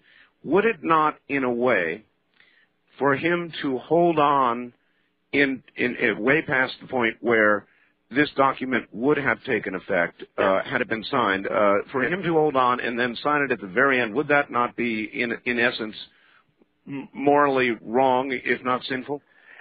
Well, it would be, at least put it like this, because I must have some reverence for Martin. You understand that it would be reprehensible. Reprehensible. Reprehensible. What grade of immorality, how far it's venial or mortal, is something else. And I find it very hard to decide that in the person of my Pope. And he is my Pope, and I am a priest of his church, and I'm a practicing one. I say Mass every morning and all that, the usual priest stuff. Priest behavior. You know, I don't want to make a big thing out of it, but it's very sacred for me. It's my essence of my life. But yes, it would be reprehensible, because then he's putting his own personal position in preference to the good of the universal church, if the good of the universal church would be served by his resigning. And that's the crucial decision he has to make. And the book actually ends on that crucial note of doubt in his mind. Should he or shouldn't he? So the book is not an advocacy, wasn't an advocacy tool for you. You didn't advocate that he should sign this and resign. No. I leave it pendant. The book ends on a pendant note, and I've been blamed for that. They said, why didn't you decide the issue? I said, well, the issue has not been yet decided by the man who must decide it. All right, I want to ask you about those three areas, that is population, the option of marriage for priests, and perhaps the women's movement and their place in the church. We'll be right back. All right, here we go. Back now to Dr. Malachi Martin in Manhattan, where it's getting very late. Welcome back to the show, Doctor. It's a pleasure to be here, and it's still early morning. It isn't. Well, it is. Yes, early morning. Early morning, and this conversation is so stimulating that I find it difficult to imagine going to sleep. Although I'm sure if you told me to go to sleep, I would do so immediately. You know, that lovely condition. All right. Anyway, let's go on now. Let us do that. Now, there have been many studies in which rats have been put together in a tight little area. Inevitably, they end up killing each other, eating each other alive, behaving very badly indeed. Our world population, though the planet can hold many people, I'm not sure it can support many people, and we have many, many, many people. What is your position on birth control? Well, I'll tell you, Art. First of all, I think that the phrase sustainable development is susceptible of a decent explanation. I mean, I'm sure Hitler would also use sustainable development in a completely different sense, and Stalin would too. Yes. I think we people can use it in a good sense. As regards birth control, or the control of population, I'd rather put it in the general plane. All right. I can in no way sanction the killing of life once it has started in the womb. I cannot, in any sense of the word. I just can't. I can't take that from the point of view of natural law, and then from the point of view of the mandate of my Savior, as I regard him. No abortion at any stage. No abortion at any stage, no, is not justified. Even the extreme cases that one hears of, rape and incest. No, there's no way I can sanction the killing of a human life in any sense. That applies to capital punishment as well as everything else, even though I share the indignation of the population when somebody is really a killer, you know what I mean? Mm-hmm. There's this instinct, let's kill him, let's get rid of him, but I can't even sanction that. All right, what about those wonderful little birth control pills that, if taken regularly as prescribed, to 90% or better, will prevent birth? Well, they will interfere with, you see, Catholic doctrine is very rigid, and I think will remain so in spite of the zigzag splits today. It says that once there's conception, once there's a zygote clinging to the endometrial wall of the womb, that's a human soul, even though it's utterly undeveloped, and you can't interfere with that once that's there. Now, most of the abortifacients, most of the pills are abortifacients. They will evacuate that life once started. That's why, to a certain degree, many Catholics practice some form of blockage. The old pessary idea, the old condom idea, or rhythm. Well, then rhythm is a different thing. Because the Catholics, a lot of Catholics today, including the authorities, say it's okay if you follow the rhythm of your body, and certain moments when the woman is fertile, you avoid. All right, let's back away from that and move back to blockage. Yes. All right, how do you look at that? Well, blockage, you interfere. You see, the difficulty is this. That here's the Catholic difficulty with that. And it's a real difficulty. And many Catholics have changed from this point, but it still is a difficulty. If I block the natural performance of the marital act, let's call it that. Yes. That means that I have a contraceptive mentality. Because the Catholic ideal is to be within the limits of nature, and the dictates of nature to be open to what God sends. Now, for instance, God does send me the power of walking on a precipice and falling down 300 feet to my death on the rocks below if I don't tempt God by doing that, because I may lose my balance. But the point I'm making is that he does give us the power of not coming together with my wife, say, when she is in a fertile period. If she has regular menses, by the way, that's another problem altogether. And many people try to apply the Catholic natural family planning and found out that she was irregular, and therefore they conceived. Oh, yes. And I know one family that conceived 6 children already. It is nevertheless, though, still a sort of a blockage, isn't it? It is mentally, yes. It is. And actually, I've always thought of the NFP mentality, natural family planning mentality, as a contraceptive mentality, because de facto, I am avoiding conception. There you are.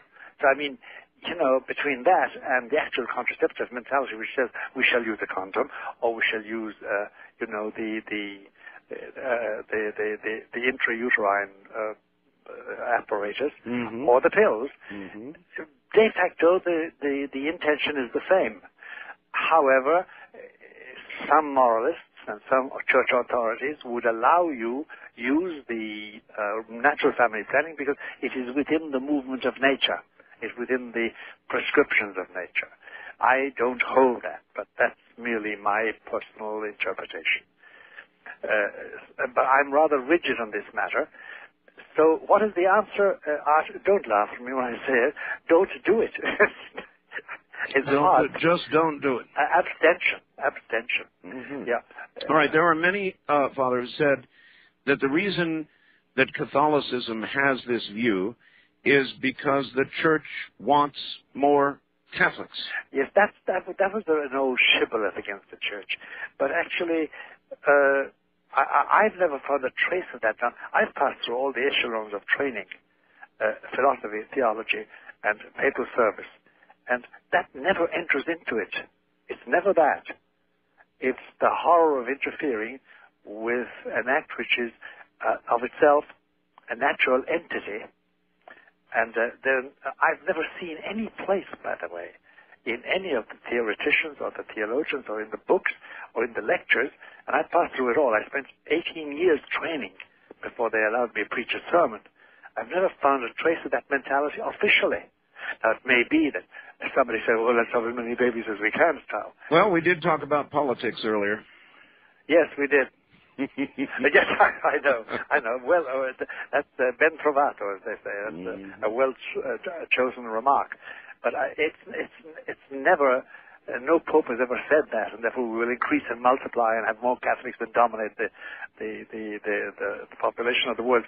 I've not found that, but it's an old shibboleth, chiefly because Catholics used to have orphanages, and with young pregnant women who are unmarried, they would adopt the child. Yes.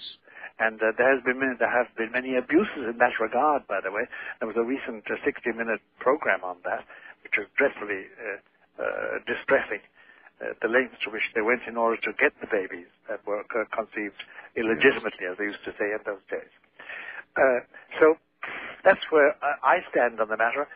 I do not think that any invasion of that serves finally the glory of God. Then if you were Pope, yes, you would resist, as this Pope has, any real change in that area?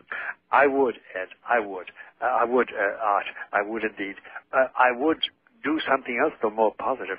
I would set about a different sex ed program than Catholic bishops have allowed in America and in Canada. In what sense? Well, you see, the sex ed program, if you examine it nakedly, not to pun, by the way, examine it as it is, it's a program that stimulates sexual excitement and interest. Oh? Yeah, it's not educational. And then if you turn to the, Catholic couples today, in most dioceses in America, must go through what they call Cana conferences. They're called Cana because Cana was the marriage feast at which Jesus functioned at the beginning of his preaching in the Gospels. And the Cana Conference are supposed to enlighten the fiancés, the engaged couples, as to their obligations. But again, it has taken in this country, to a large extent, a sexual turn. It doesn't educate, because I think that the one faculty we have, the sexual power, the faculty, requires great education, especially today when we've passed through the swinging 70s and the swinging 80s, and the AIDS-ridden 90s. We need education. So I would change all that. I'd make sure we had another sex ed attitude completely. And I would not ask children to experiment with bananas and carrots, which they do. So your attitude basically boils down to just don't do it. Just don't do it, but educate the human being to know that you haven't got to do it all the time, and when you do it, it must be done within a reasoned existence.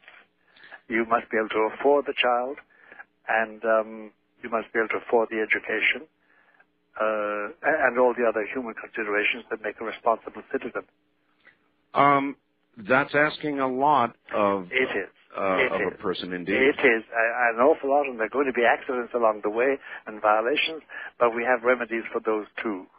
All right. Very traditional indeed. All right. Yes, it is, Art. Yes. All right. Let us see if you are also traditional in the area of marriage for priests. Yes. Now, you've been a priest a very long time, Father. I have, since 1954. Have you found the battle with the flesh to be a difficult one, or did you early on come to an understanding and are at rest with it? Art, I must be awfully frank on this point, because otherwise I wouldn't be happy with myself. Please do. The battle with the flesh stops when the last nail is put in your coffin, as far as I'm concerned. That's when it stops. I'm sure that's correct. Yeah, I know it's that way. Now, difficulty or easement in this matter is, on the one hand, subjective, and on the other hand, objective. It's subjective in the sense that a lot goes into it. Your early background, your nature, your character, the examples you've had around you, your early habits, the way you're trained. For instance, let me tell you this much, that in Ireland of my day, I became a Jesuit at the age of 18. I never dated anybody. I never went to a dance in my life. We had no such thing as co-education at all. We had separation of the sexes, and we didn't look on it as separation of the sexes. It was the natural way we all behaved. It was the ambient in which we lived. We had parties at Christmas and Easter and birthdays in which we all were present, male and female, young boys and young girls. But there was a regimentation or a rule of life then which governed everything. The clothes you wore and the way you looked and the way you touched. And, of course, we were naughty at times. There's no doubt about that. And there was masturbation, of course. And there was mutual petting when our parents weren't looking and things like that. But nothing grave and nothing sustained and certainly nothing permanent at all. It was a different thing completely. Now, has it been easy?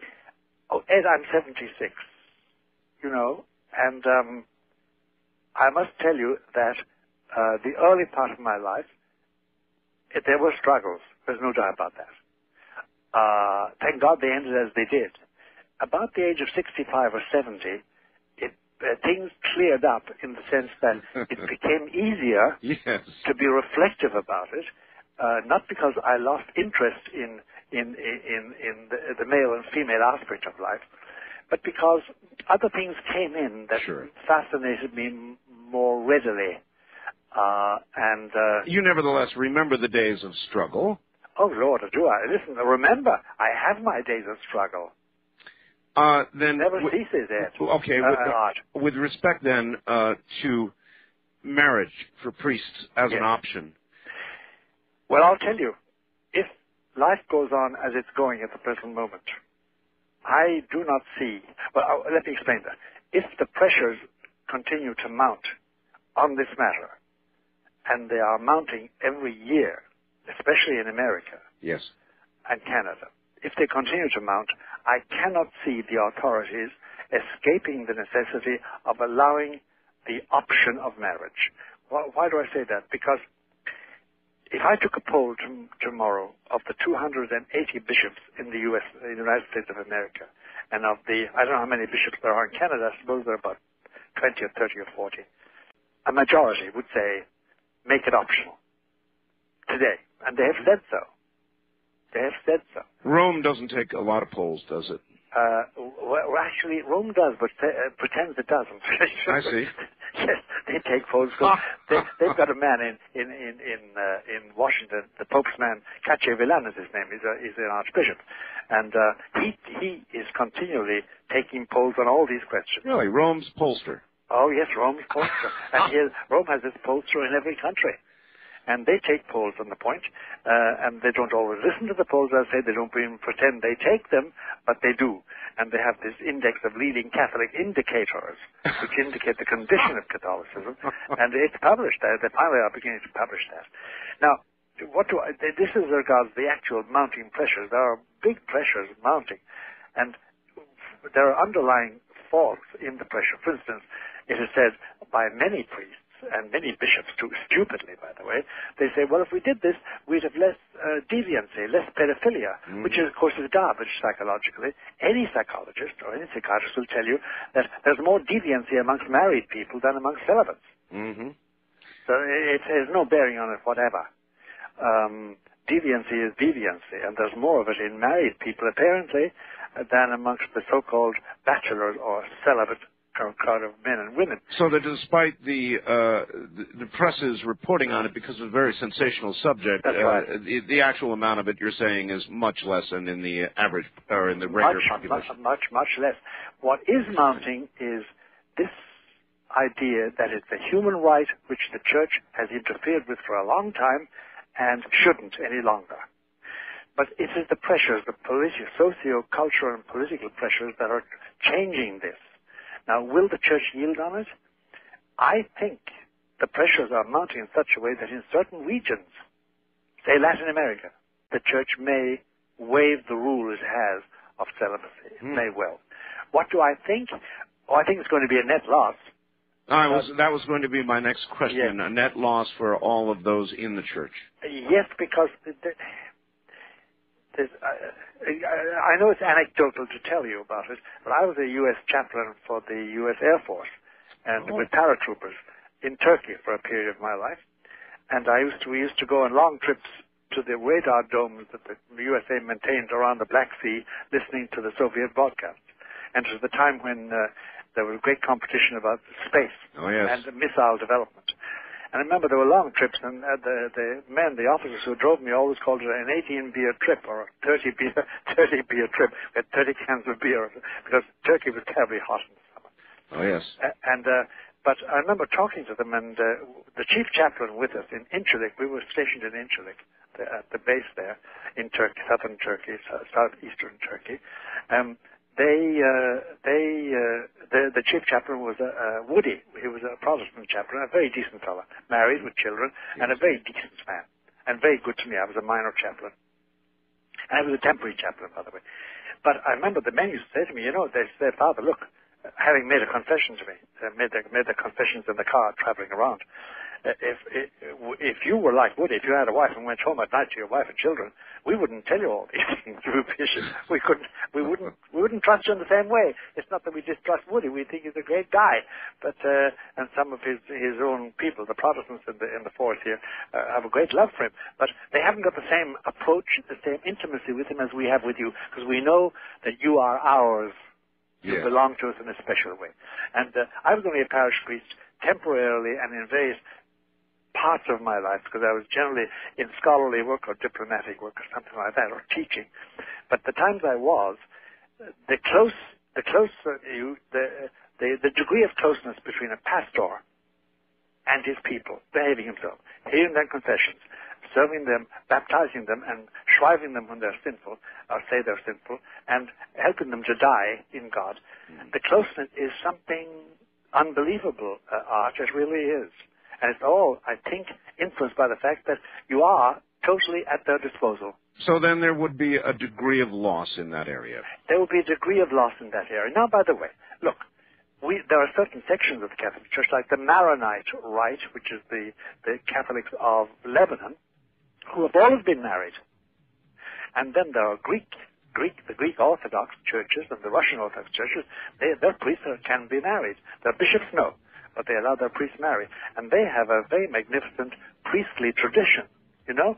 So this is a human law. Just has developed in the West to be the universal norm. Doctor, hold it right there. Sure. We'll be right back to you, top of the hour. Now, back to Dr. Malachi Martin. Dr. Martin, maybe this will set it off properly. I just got a fax. It says, Art, there is no question that there have been horrible injustices toward women throughout history. But it seems today as if the feminists are so determined to achieve equality with men that they do not care whether they concurrently bring down the very institutions they are trying to achieve equality in. How do you feel about that? I'll tell you, Art, the first thing that strikes me is this, and I've often asked women, very powerful women I know who are leaders in, say there's a group called the Women's Leadership Forum, and I know all the leaders very well personally. Mm-hmm. I've eaten with them and walked with them and talked with them and discussed things and wobbled with them in a friendly, loving fashion. I've always asked them, when they happen to use the expression, who wants to be equal to a man? If I want to be equal to you, it means that I regard you as superior. Uh-huh. That's right. The mentality I started with, first of all. Then, of course, there comes the fact we must acknowledge the dire effects of male chauvinism. Take medicine alone, Art. I mean, medicine has been created on the male body and for male ailments. And this was brought home to me very, very sharply when I had open heart surgery a couple of years ago. And I said to the doctor, Subramanian, a marvelous Indian doctor in Lenoxville Hospital in New York, is it the same operation for women? And he started laughing. He said, no, this was invented for the male body. Yes. We have to adapt it for the female body. And this applies to the whole gamut of health. It is really men's ailments that were envisaged by men. No, it really is true. And if you look at the budgets allocated for study of problems, disproportionately they're allocated to men. Mm-mm. You're right there. And then there's now a big push to get a study of breast cancer. But it's mainly women pushing it. It wasn't done by the academic community. Mm-hmm. So there has been injustice there. And then there's no doubt about it in finance and in industry. And in the armed forces, and in general in public life, women were given second place in that sense. They were considered to be the weaker vessel, and just their proper place was at home, having babies and cooking and taking care of the house and the family. Now, there's nothing wrong with all that. The only thing was that the time came when women were needed in the workforce, and when women felt they should go into the workforce. There's a different force blowing today, and it has also entered into the church. And there's the difficulty. Now, there are some women, just a few, very highly placed in the Vatican as regards decision-making. And between you and me and the Holy Spirit, if I want something from John Paul II, and at times I've wanted something for other people, obviously, yes, I always go to one of those women. Oh, why? Because they have a direct manner, they go straight to the horse's mouth, and they usually get what we ask for. I see. Because they simply have this power of communication. The men are all tied up with their egos. And they're not.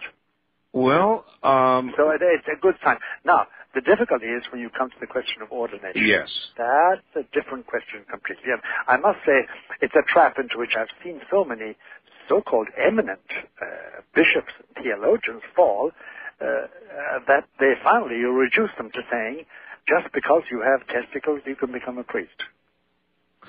It comes down to that. Because you ask them why. There was one man, to give you an example of the difficulty, and it does illustrate for our listeners. There's one bishop who was very adamant, but he's an Anglican bishop, but a very celibate man, and a very good bishop, by the way, he's in Canada. And he finally was splutteringly reduced to saying that no, unless you're male, you can't be a priest. And that determines your ability to become a priest. And of course, which is a dreadful conclusion, because then it reduces the whole question of priesthood to to physical things. And there's nothing wrong with the physical things, except one would have thought it was a higher reason that you became a priest. Well, what is the higher reason? In other words, why may a woman not be a priest?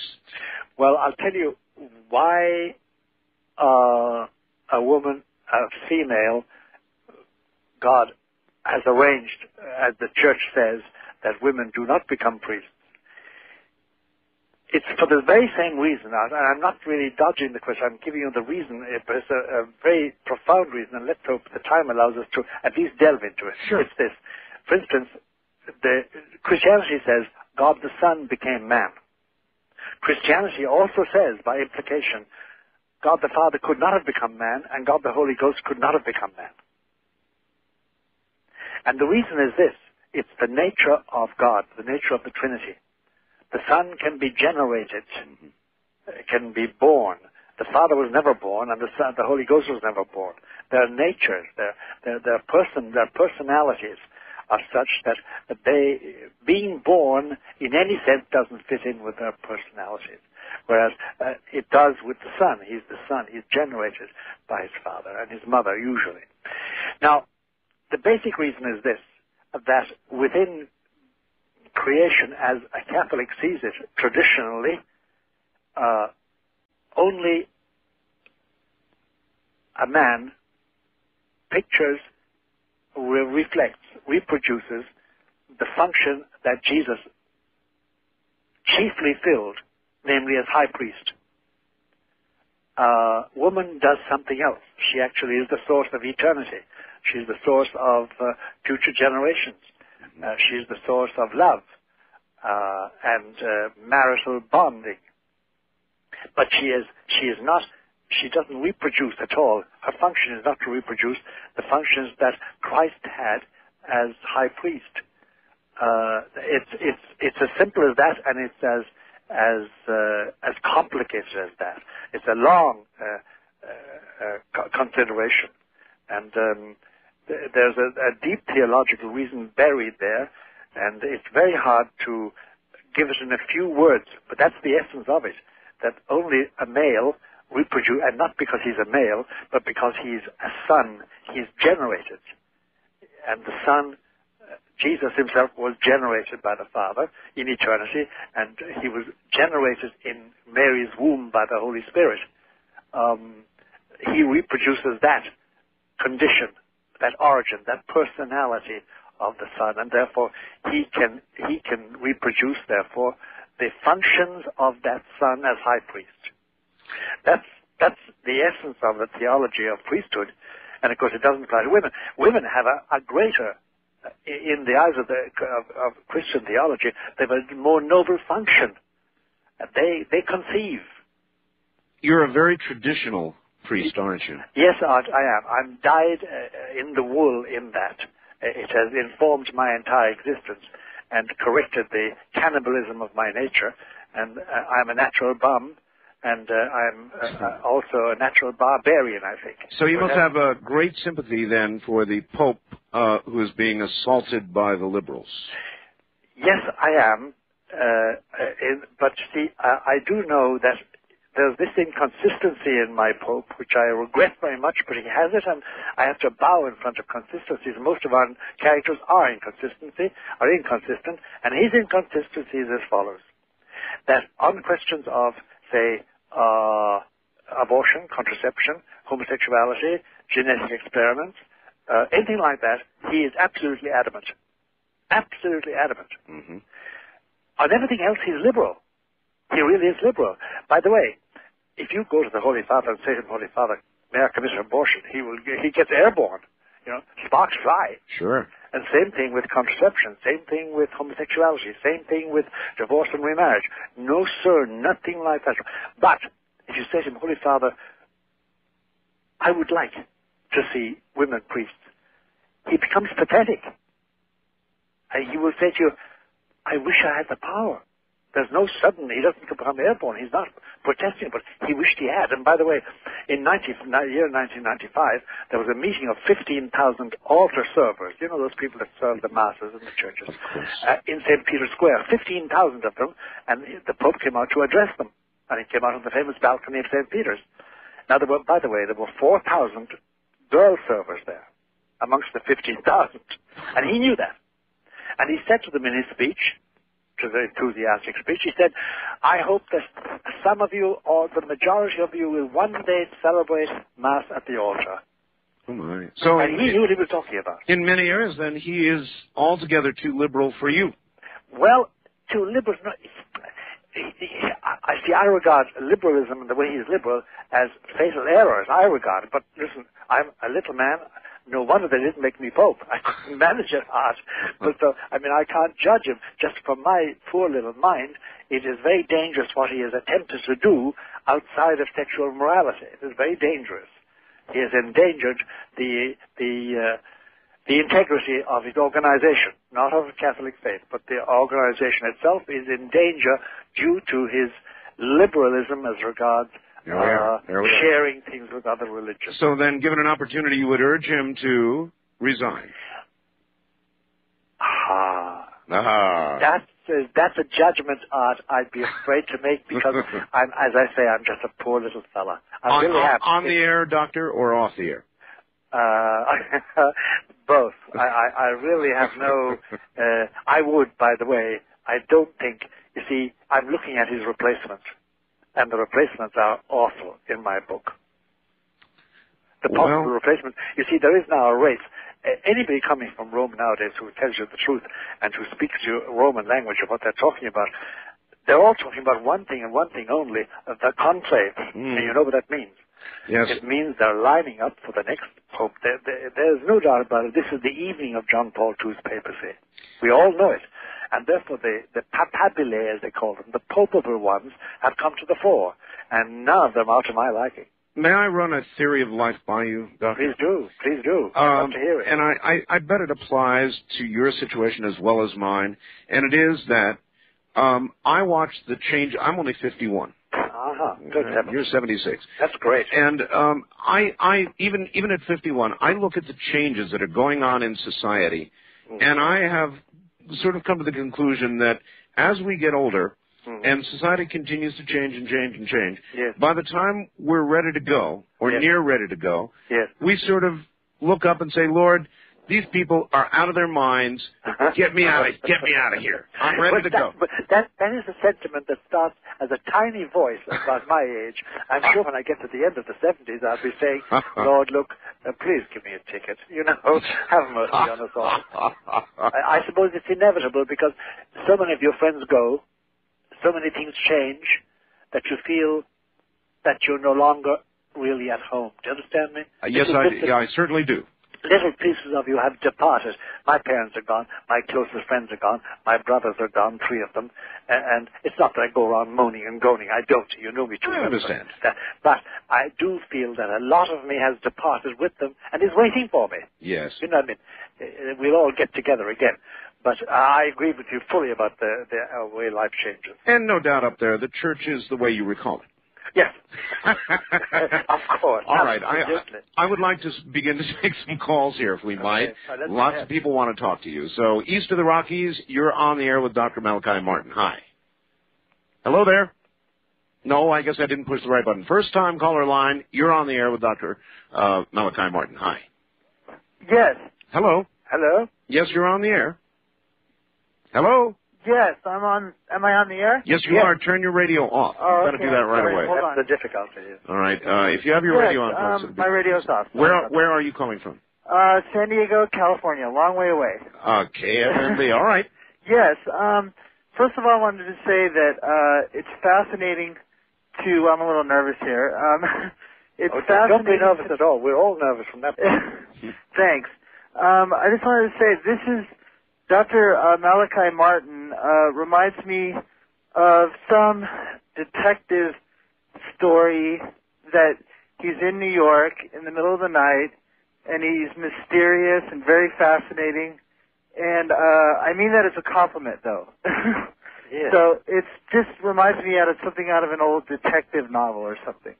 But well, interesting. But what I wanted to ask was, would you guess who you think would be the next pope? And I have ventured a guess or a possible candidate of the Archbishop of Milan, Carlo M. Martini, and I was wondering if you were familiar with him. Yes, I know Carlo Martini.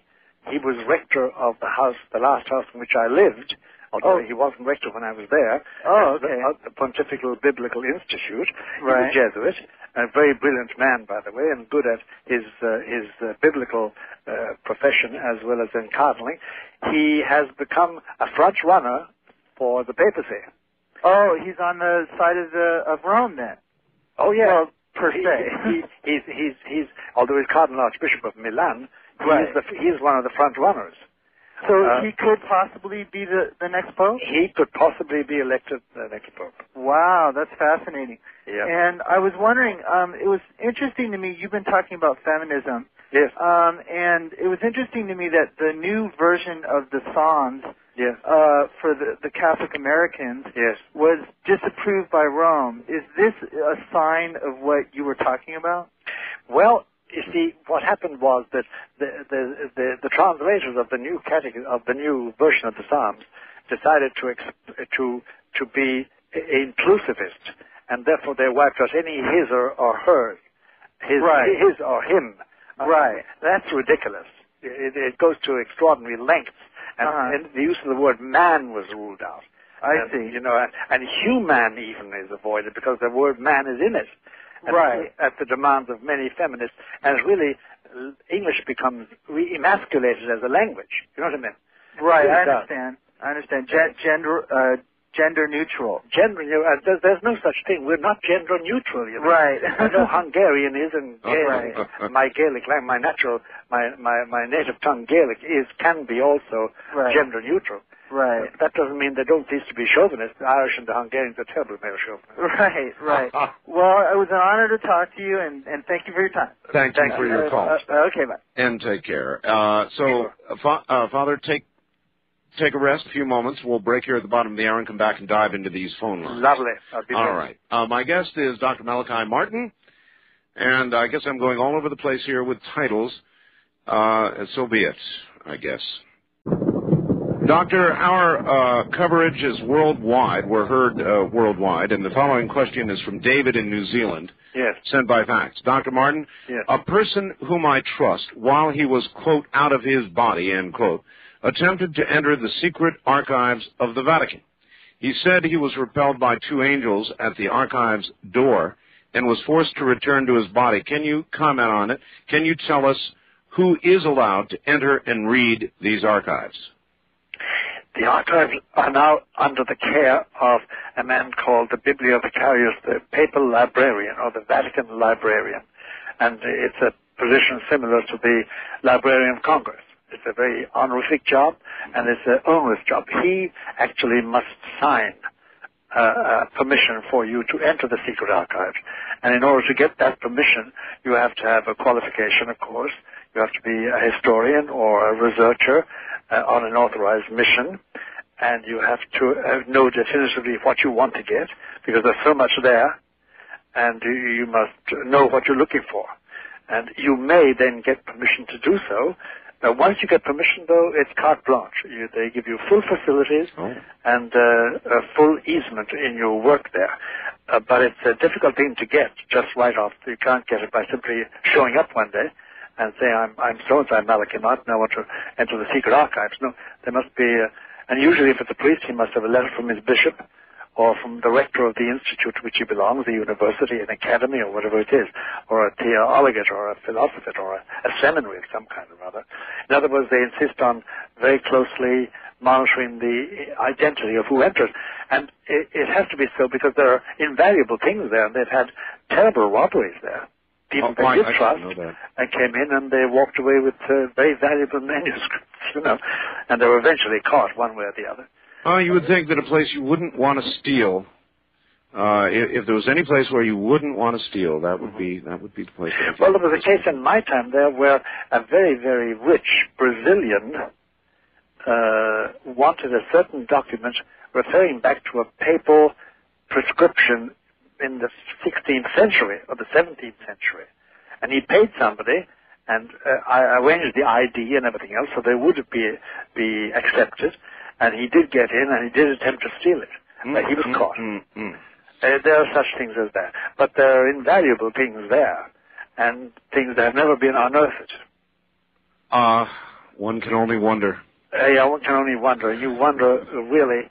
There are 7 miles of archives beneath the Vatican. 7 miles. 7 miles? Yes. Actually, it's done. It's a fantastic thing, Art. When you go through it, as according as you go, the light starts and the light behind you dies out. Oh, my. The light follows you wherever you go. That is incredible. It's air conditioned, and it's maintained. Very careful environment. Because yes, they have papyrus there. They have ancient books that can fall to pieces merely by being handled. I understand. All right, first time caller line. You're on the air with Dr. Martin. Hi. Dr. Martin, yes, Art, it's an honor and a privilege. Thank you. Where are you? Japanese, I'm on my knees. Where are you? Silly. I'm in incorporated Fort Lauderdale, Florida. All right. Yes. I have 6 questions, but I'll narrow it down to 4 if at all possible. Okay. I foresee the way I perceive the world as an apartheid and genocide corporate in America as a corporate American society. How do you perceive this being in the near future? Oh, I'll tell you what I think the structure of the near future of the world. I will not see it, I think, unless God prolongs my age to 120 or something like that. A prediction of it. The idea of a national government, of a nation state, is disappearing. Okay. We're going to have regional authorities. And we're already slipping into that with our NAFTA and our European Union. We're slipping into that already. And even within a vast community such as we have in the United States, 250 people, 250 million people, I can foresee the day when, for instance, there'll be certain black or white enclave and accepted by people as such. Because, you see, I think we're coming to the stage, lady, and I hope it doesn't frighten you or shock you. We're coming to the stage that laws will be made affecting our salaries, our vacations, our education, our birth and death, our medicine, our politics. Laws will be made by more than Americans. It won't be Congress. It won't be the Senate, merely. Okay. It'll be foreigners.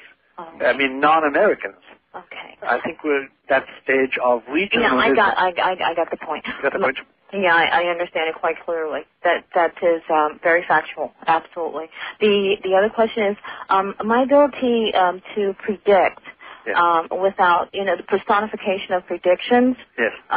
Like this plane that just went down. Now they're saying it was a laser. I always had the assumption, I would say, that it was. Am I going into a middle plateau without checks and balances there, or how do I receive? I know. I'll tell you. My advice to you is this. Mm-hmm. My advice to you is this: if you have that ability and it comes up unbidden, do you understand me? Yes. That's one thing. If you were to use it to guide your life or to guide others' lives in a very active interventionist way, then you need guidance. How do I get that? You get a very good confessor, a very good priest, who knows his stuff, who has what they call discernment of spirits. Because, what is your first name? Liza. Liza, you have to, you see, it's discernment of spirits, what spirits are moving you. Once you exercise those gifts of the middle plateau, then you need somebody to say, no, that's the wrong instinct. Yes, because sometimes I don't know and I get really stressed out. You must get a very, very saintly confessor. But now, mummification, is like, after dying, mummification, it's like being mummied for, instead of being buried in the ground. Is that a thing? Yes. Well, mummification, are you in favor of that? Yes. Well, there's nothing wrong with that. Okay. Technically speaking, religiously speaking, there's nothing wrong with it at all. Okay. But be very careful, because it's a great gift, can be used, as we saw with the Major Ed Dames in his work, but it also can provide your undoing, but not necessarily so. It's a gift of God. You can use it for God's glory. Okay. I bid you peace, love, joy, and happiness. Thanks so much. Same to you. Thank you. Eliza. Very interesting call. Wasn't it? Yes. Wildcard line, you're on the air with Dr. Martin. Hello, where are you calling from? Tucson, Arizona. Yes, sir. My name's Mike. Father Martin, fascinating. I have a question for you. Yes, Mike. Suppose there were extraterrestrial visit to the Earth that was so dramatic that it couldn't be denied. Yes. How should Christians feel? Afraid or? No. And Mike, I must I invoke a privilege here. How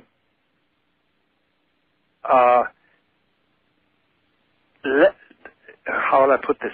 It is dangerous for the mind to pursue the whole idea of beings on another planet. It is dangerous to the mind for the moment because we haven't got any physical basis for it. Really, right. Nothing concrete.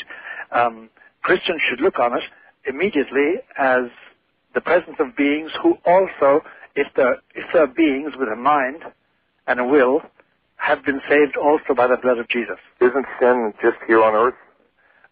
No, because Jesus said, all power is given me in the heavens and on earth. But the devil's confined to the earth, right? The devil for the moment is confined to the earth, but that doesn't mean he would be confined only to the earth. And I'm sure that if we had colonies on the far side of the moon, or in Mars, anyway, the far side of the moon, that the devil could be active there. Yes. All right. Father, let me interject here. Yes.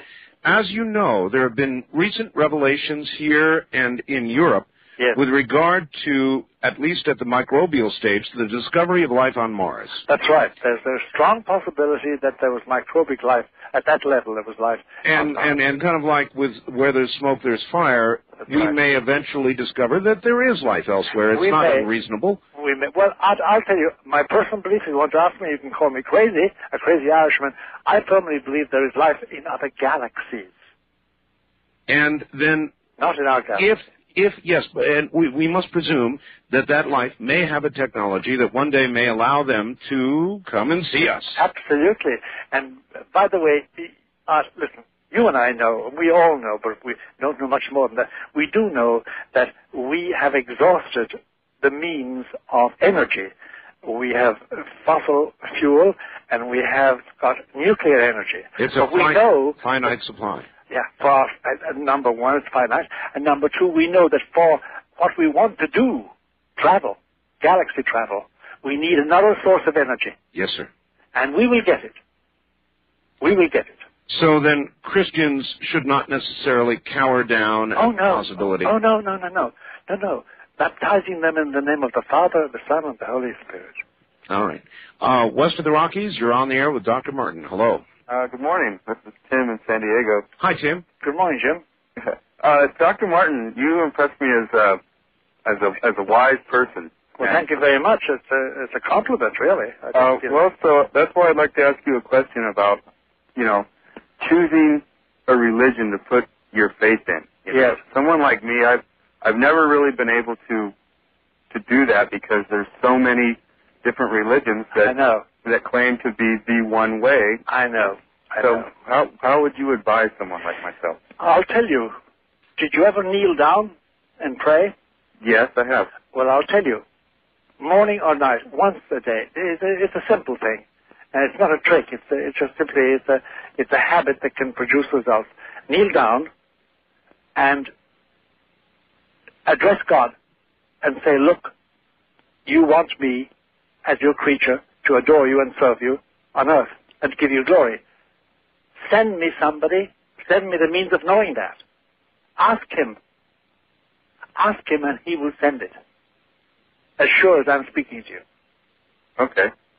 That's a good answer. You must do it as a child. You must do it trustfully. You must do it knowing that he is your Father, finally. What if you have not done it, as this gentleman is not a child, and wants to know now? Same process?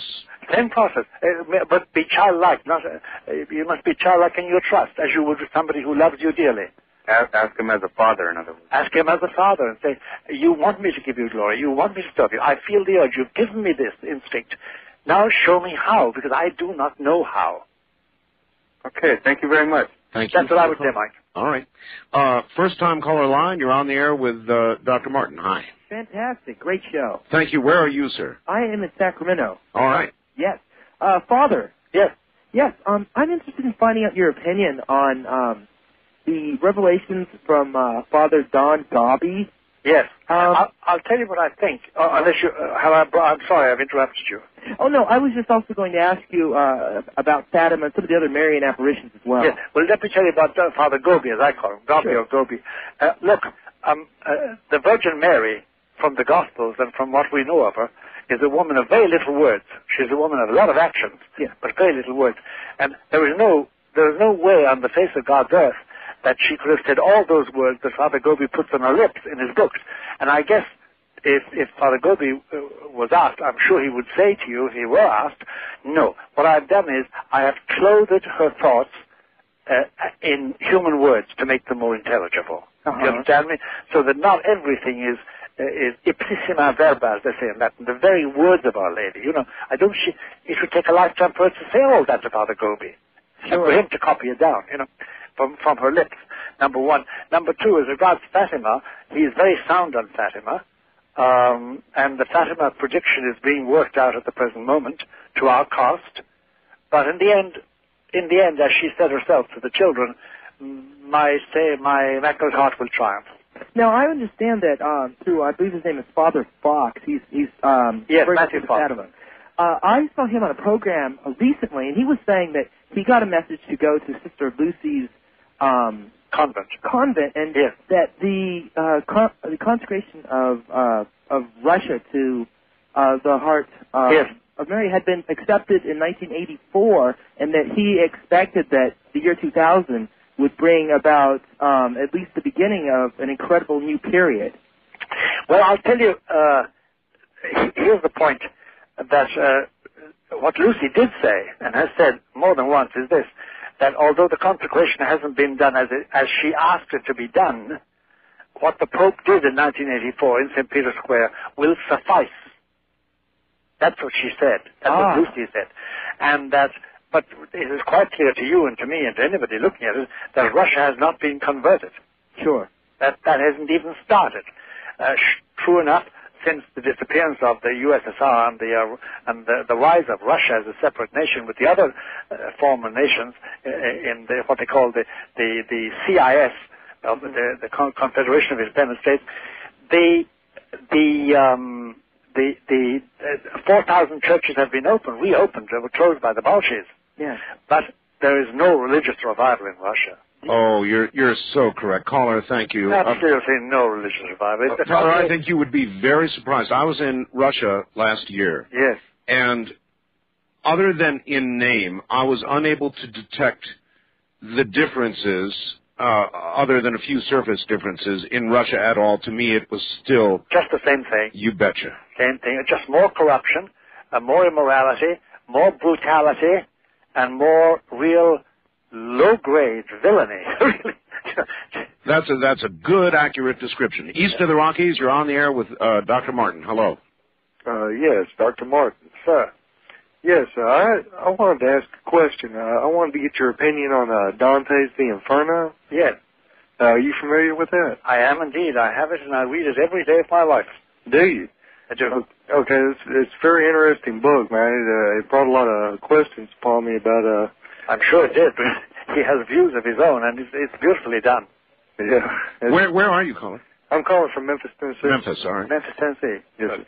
Yes, by the way, I wanted to mention, Art Bell, you got a great show going on, man. I just recently started listening to it. It's the best show on the face of this earth. Yeah, it's pretty good. It's pretty good. It really is. Nobody has done this thing, only Art Bell. Stop. Yeah. All right. And anything else you want to ask on? No, I just wanted to ask about the Dante. I just wanted It is very enlightening, and I'll tell you something, caller, too. If you do read that, do you read it in the Italian or the English? I read in the English. Okay, it doesn't matter. In double Dutch, it's just as good. If you read it and cultivate him, you'll find that you begin to get great instruction from it. Do you understand me? And enlightenment. And encouragement, too. Right. But enlightenment above all. You begin to understand human frailty and human goodness and God's justice and that sort of business, you know. Right. Besides, it's very beautiful. Yeah, it is. It's just very beautiful. Yeah, this guy, he got pretty freaked out there. Oh, yeah. He got pretty freaked out, that's right. I don't know how you would explain something like that. I guess he done the best job he could. Yeah, well, it's terribly hard. I think the thing that always struck me about Dante was his relationship to Beatrice, the woman he fell in love with. Right. He never really got to know. Yeah. And he made her his guide. And there's a famous picture, do you know it, of he meeting her on the Bridge of Sighs? Right, I remember that. And he did meet her on the Bridge of Sighs, holding his heart. Right. And he obviously was smitten deeply with a deep love of her. He was a Republican, by the way. Was he? A very active Republican in his native country. Yeah, it was a pretty great book. I just recently checked it out. It is. All right, caller, I've got to interrupt. We're headed toward the top of the hour here. Well, all right, here we go. Back to Father Martin. A question for you, Father, and then we'll go back to Jones. Is it true, this is a fact, that the greatest collection of astrology manuals are at the Vatican, and why? Well, it is because the formation of the Vatican Library was started very early on, before most other libraries were begun in Europe and in the world. Mm-hmm. And the popes were avid collectors of everything, number one.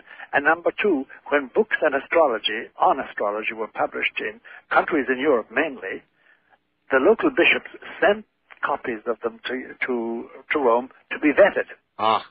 And they went into a certain section. And by the way, there's a section, it's going to make you laugh at, but it's true, there's a section there which is for pornography. And you know that we theologians who were over there, we used to refer to it as hell. It is there, why? Why what? Why is it there? Well, because they were again sent for censorship, for vetting, and they have a principle, don't destroy books there. They don't burn books easily. Uh-huh. Well, I assume that when one gets permission to visit these areas, it's not the most visited of them. No, it's not. It's not, actually. And it's part of that 7 miles of underground stuff I mentioned. That's remarkable. Yes. First-time caller line, you're on the air with Dr. Martin. Hi. Oh, Father Martin, I'm so glad to talk to you. This is Beverly from Chicago. I met you when you were on your book. Yes, Beverly, I remember. Well, how are you? Beverly, you're going to have to speak up good and loud. You're kind of weak here. Okay. Yes, Father, I wanted to ask you. Yes. They found Caiaphas' tomb in Jerusalem. Does that have anything, do you think, to do with Revelation? Well, it may or may not. It's not very clear as a sign of Revelation, Beverly. It really isn't. They found, you're referring to the tomb of Titus, are you? Caiaphas. Caiaphas. Oh, it does. It's a confirmation that the man existed, because 100 years ago, many scholars were denying that Caiaphas ever existed, and they were denying that he was one of the high priests. Now this comes to confirm it, and it just illustrates something, Beverly, which is very funny, and which is a backward procedure. The older we get, and the further we are removed from the sources of the Bible, the more confirmation we're getting. For instance, it's only nowadays we found out a stone on which the name of Pontius Pilate was written. There were scholars, and their books are still on the shelves, in the last century and the beginning of this century, who denied there was ever such a man. I see. So, I mean, it does. It confirms that, but it doesn't give us much more light about Caiaphas. The only light we have is really from the Gospel. Well, I thought in the Gospel of Christ saying, "And you shall see me, Caiaphas, returning in glory," or whatever they... Yes. Well, what he said was this. When Caiaphas, a Jew, I said to him, "Listen, I impose an oath on you as a Jew, and I'm a priest.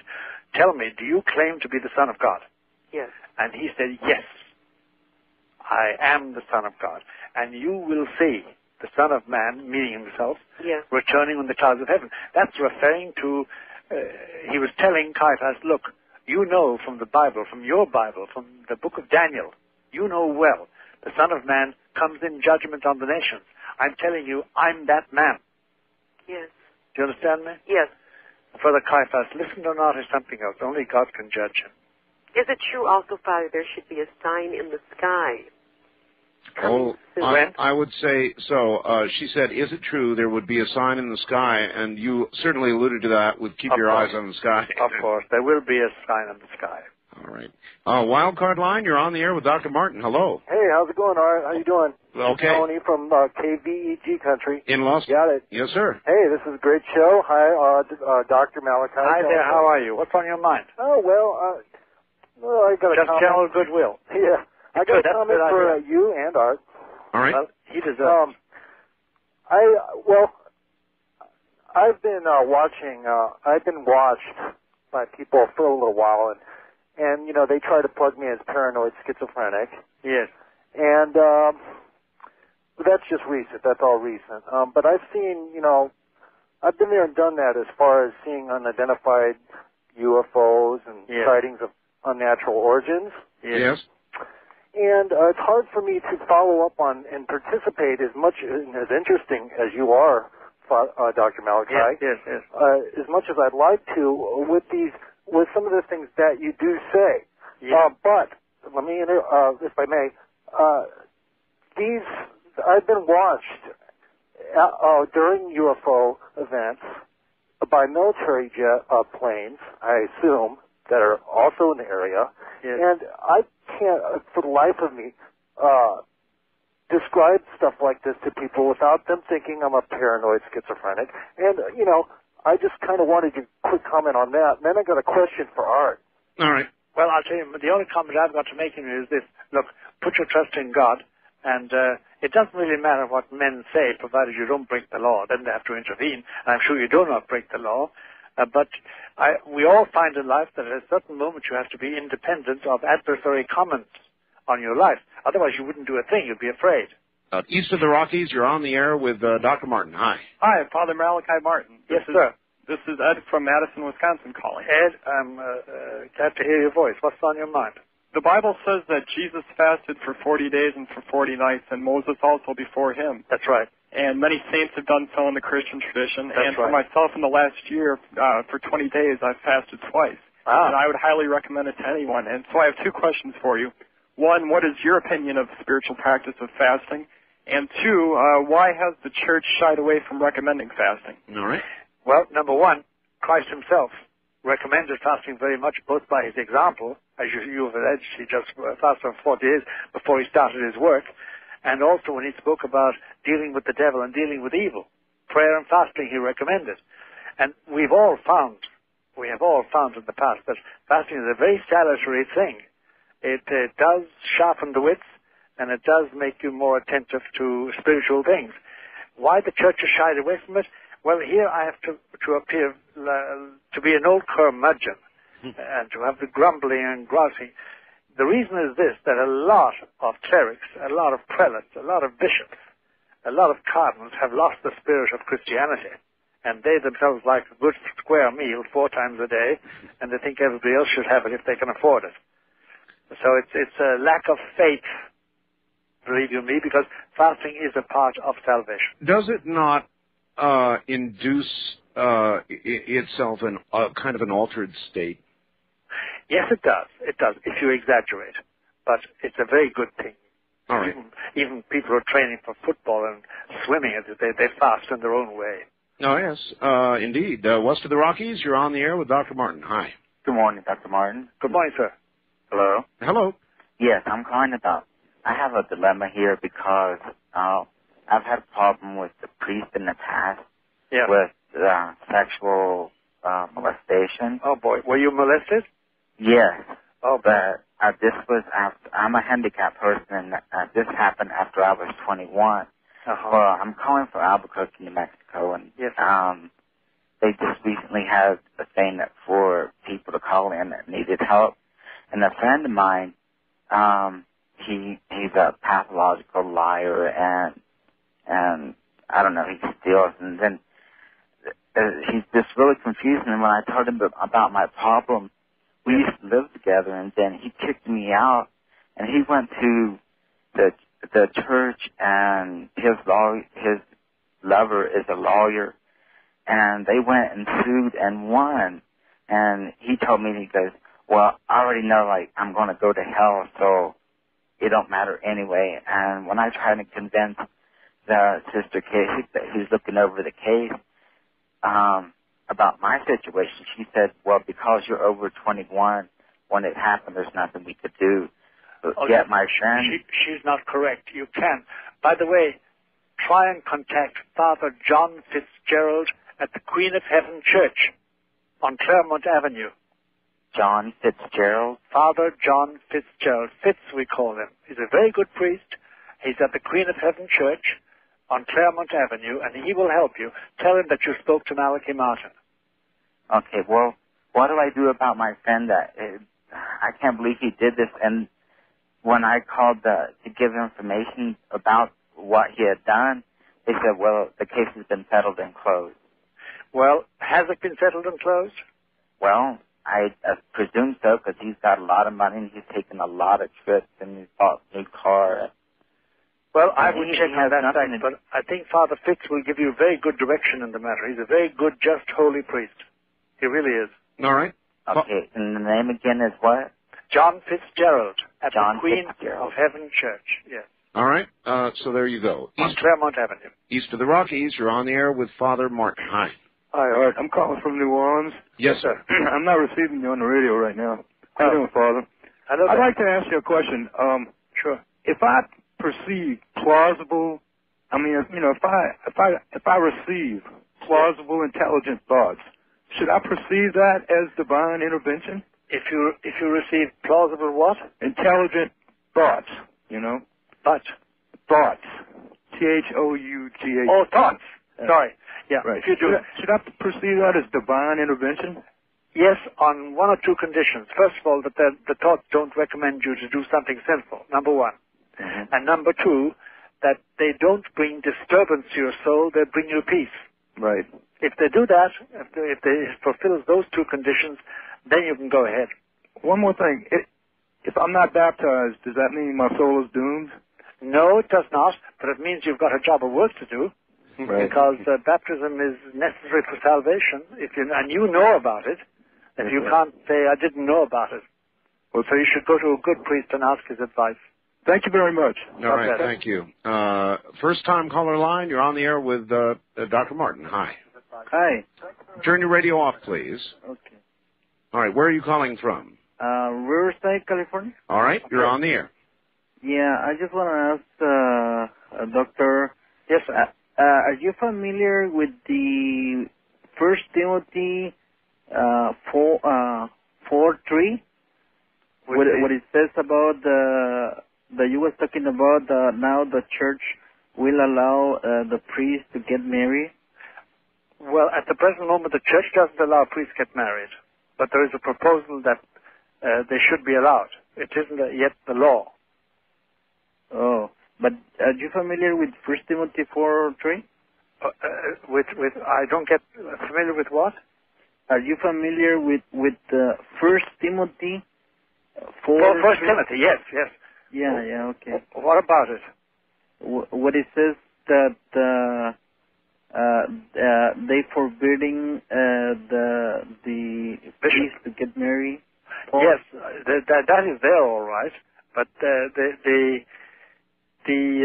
we're not talking about marriage for bishops. We're talking about marriage for priests when we speak about priestly marriage. West of the Rockies, you're on the air with Dr. Martin. Hi. Oh, good. I'm glad I got through. How you doing, Art? Fine, sir. Where are you? Joe from Santa Monica. Yes, sir. Okay, you spoke of Satan and Lucifer on the show last time as being two different beings, and I was wondering which one is the devil and what's the difference? Actually, the difference is this. By the way, if you were sitting in a room with your family, how many people in your family? 5?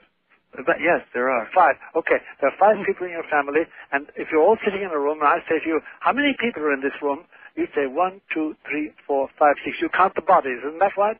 Right. Now, with angels and spirits, they haven't got a body, so how do you count them? By their being? Their function. What they do. Okay. Now, the angels were created to function on this earth for man's benefit. 1/3 of them apparently revolted against that and said, we will not serve, and they were condemned to hell. They became demons. Their leader was a being whose name was always called Lucifer, the light bearer. Right. Son of the dawn. His aide-de-camp, his sidekick, was a demon whose name has traditionally been called Satan. And Satan is merely a Hebrew or Semitic term meaning adversary, Satan. Satan is an adversary in modern Hebrew. Oh, just one thing. Don't cut me off. I have one more thing to say, Art, by the way. Keep going. Sorry. Okay. So Lucifer is the chief angel, and his sign is the scorpion. Uh-huh. The sign of Satan is the serpent. Okay. That's the distinction. But we know, as in exorcisms, there are two very distinct beings. Very distinct beings. In fact, every demon is distinct from every other demon, but it's by their functions, you know. So Lucifer sent his sidekick to bring the apple to Eve. Yes, he did. He directed all that. First-time caller line, you're on the air with Dr. Martin. Hi. Hello. Good day, Art. Good day, Dr. Martin. Good My day, name is Joan. Where are you, Joan? I'm in San Fernando Valley outside Los Angeles. Very good.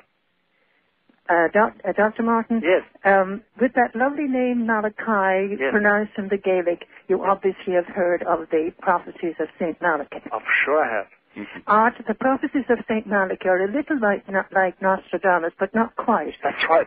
They're always sufficiently clear to interest you, but sufficiently vague to puzzle you. Yes, and they're only on the popes. That's right. Yes. Well, I understand that there's, according to the reading of them, there's only room for 2 more popes. But the prophecies themselves don't exclude the fact that there might be popes in between. That's again the hazardous character of predictions like this. Uh-huh. It doesn't mean there couldn't be 2 more popes, 3 more popes in between. But the last 2 popes will be called Gloria or Levi and Petrus Romanus. Uh-huh. We don't know in between, unfortunately. That's the terrible thing about oracles and predictions, that they tell you a lot, but they leave you puzzled. Now, can I get a copy of those anywhere, Doctor? Oh, yes. If I had an address, I'd send you a copy. They've been published in ordinary pamphlet form. Okay, both of you, I'm sorry, I've got to interrupt. Think about that one. We'll pick it up after the break. Back now to Dr. Martin. And, Doctor, are you there? Sure. Let me ask you a little bit about your constitution. For 76 years old, I'd like to know how you do it. First of all, I like doing it. That's a lot. That's important. That's important. Very important because it makes it so much easier. Otherwise, you could be very tired and bored and you could fall asleep or want some food or. Yeah, but are you sure that you're not sent a little secret potion from the Vatican that keeps you going like this? No. I wish there were such a secret potion. It would make my creaking bones, much less creaky than they are. No, I think it's sheer interest, and I have a good constitution. I've only had really one bad illness. Well, I was open heart surgery when the old heart started giving trouble and saying, hey, I need some help. And otherwise, though, life has been uneventful. I still have my hair and my teeth, and that's our business, you know. No big secret, then? No big secret at all. No big secret at all. Really, I wish I could find something and say, oh, it was this, it was that. No, I have nothing, Art, I can communicate at all, except good luck with my health and God's blessing. Well, you certainly have that. First-time caller line, you're on the air with Dr. Martin. Good morning. This is me, Joan, again? Yes, it is. Uh-huh. Well, I've one up on the doctor. I'm 81. Oh, you are? Oh, good. Well, I'm always glad to greet somebody like that because they can tell me something about it. Well, to come back to the subject we were talking about, Doctor. Yes, First of all, regarding the book, I have the address you gave the last time, and I'll send a stamped addressed envelope and ask you to give me the information on Would the you book. do that? And I will get it to you, I promise you. But second, you've completely blown my theory about the last 2 popes. What I came to the conclusion of some time ago, it was considered that it was going to be the end of the world. I know, they thought that. But then they thought it was going to be the end of the Catholic Church. That's right. But my theory is completely different, and in view of various thoughts, and I think in view of your recent book, my theory was that perhaps the papacy would change back to what it was, Bishop of Rome and first among equals. Well, I'll tell you, it's of course we're dealing now with the imponderable, Joan, you realize. But my feeling is roughly the same, except that I add in what Our Lady said at Garabandal, in which I believe, by the way, in that vision, that appearance she made in Spain, in Garabandal, the town of Garabandal, which is a part of, it's near Santander in Spain, in which she said that the present Holy Father, the present Pope, is the last Pope of these Catholic times. Uh-huh. Not the last Pope of all time. No. But the implication is that these Catholic times are coming to an end. Yes. And Catholic times meant a period of time, roughly since the year 400 AD, 325 to be exact, but 400 AD, when Catholicism grew to be very important and integral to Western civilization. In fact, it created a Western civilization. Mm-hmm. That period is coming to an end because this civilization is no longer Christian, and the church itself is being marginalized and sent into a new form of the catacombs. Now, the Pope was always first among equals, but he always had that little extra thing called the Petrine privilege. And that I think is going to stay. Yes.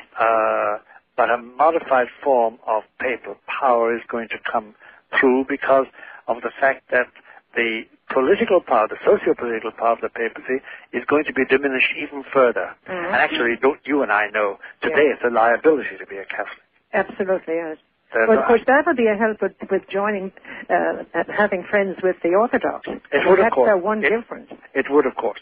Although that's a long way away to judge by the Orthodox. They don't want to hear or tell of it.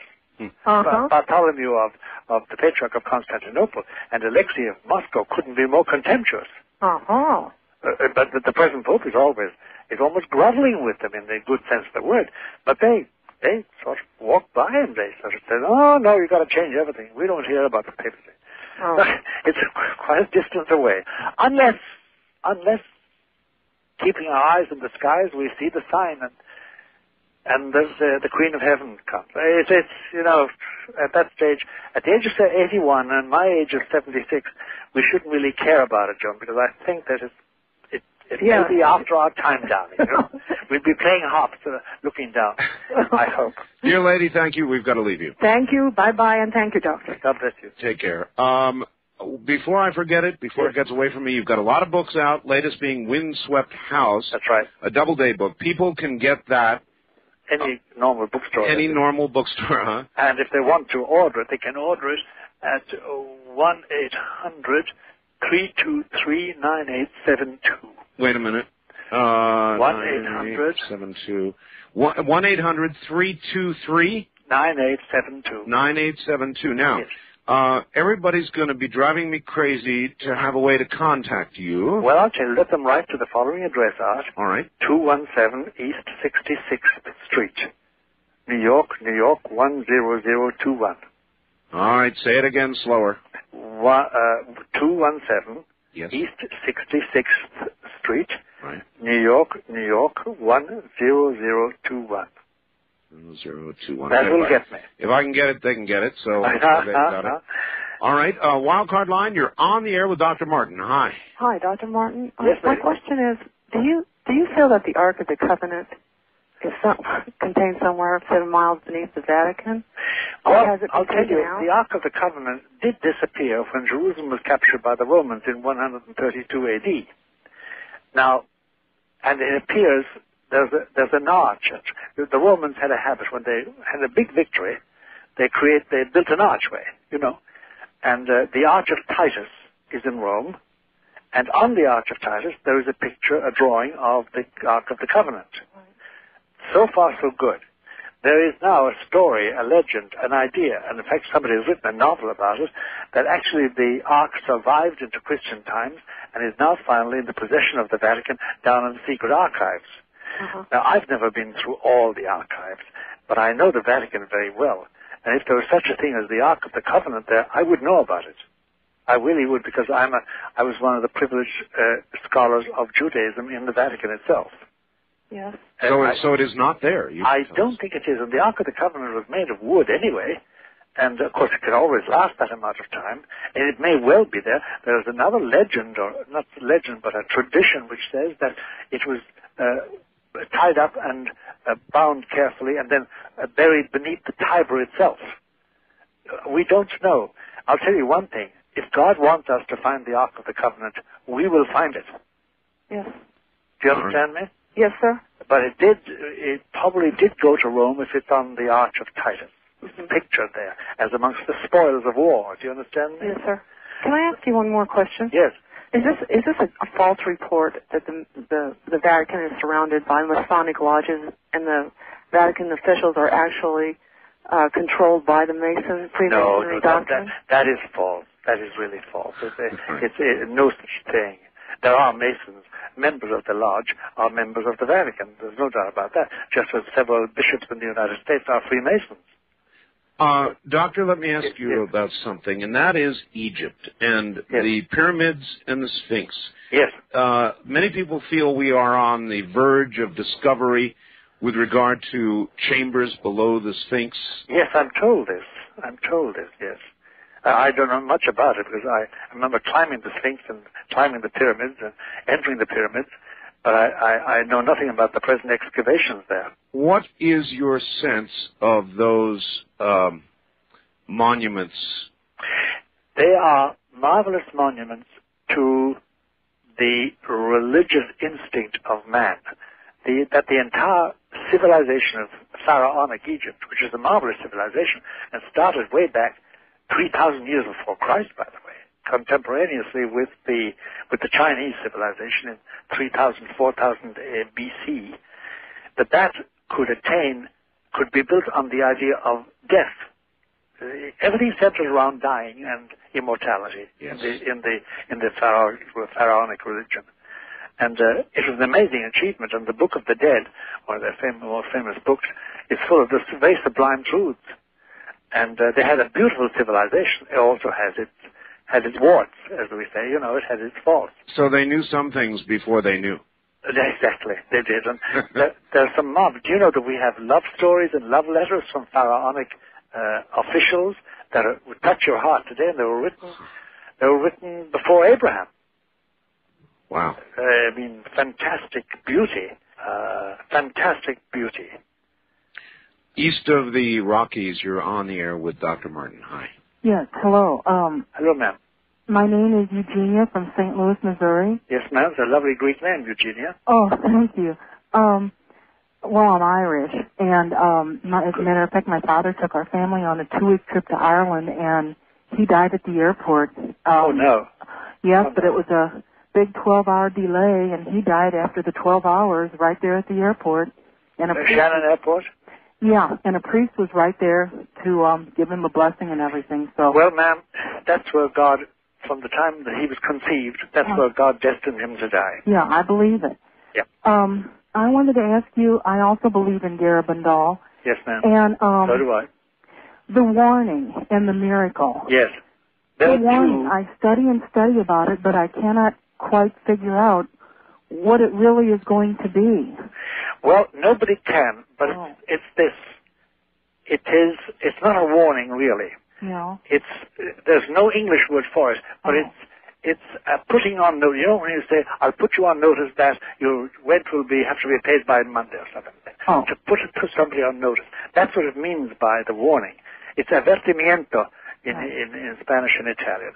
To avert, to alert, to put on notice. And it's a putting on notice that God exists. And the promise is that when that sign appears, it will be visible to every human being existing at that moment on this globe, and that everybody will know their relationship to God. It doesn't mean they're going to believe in it.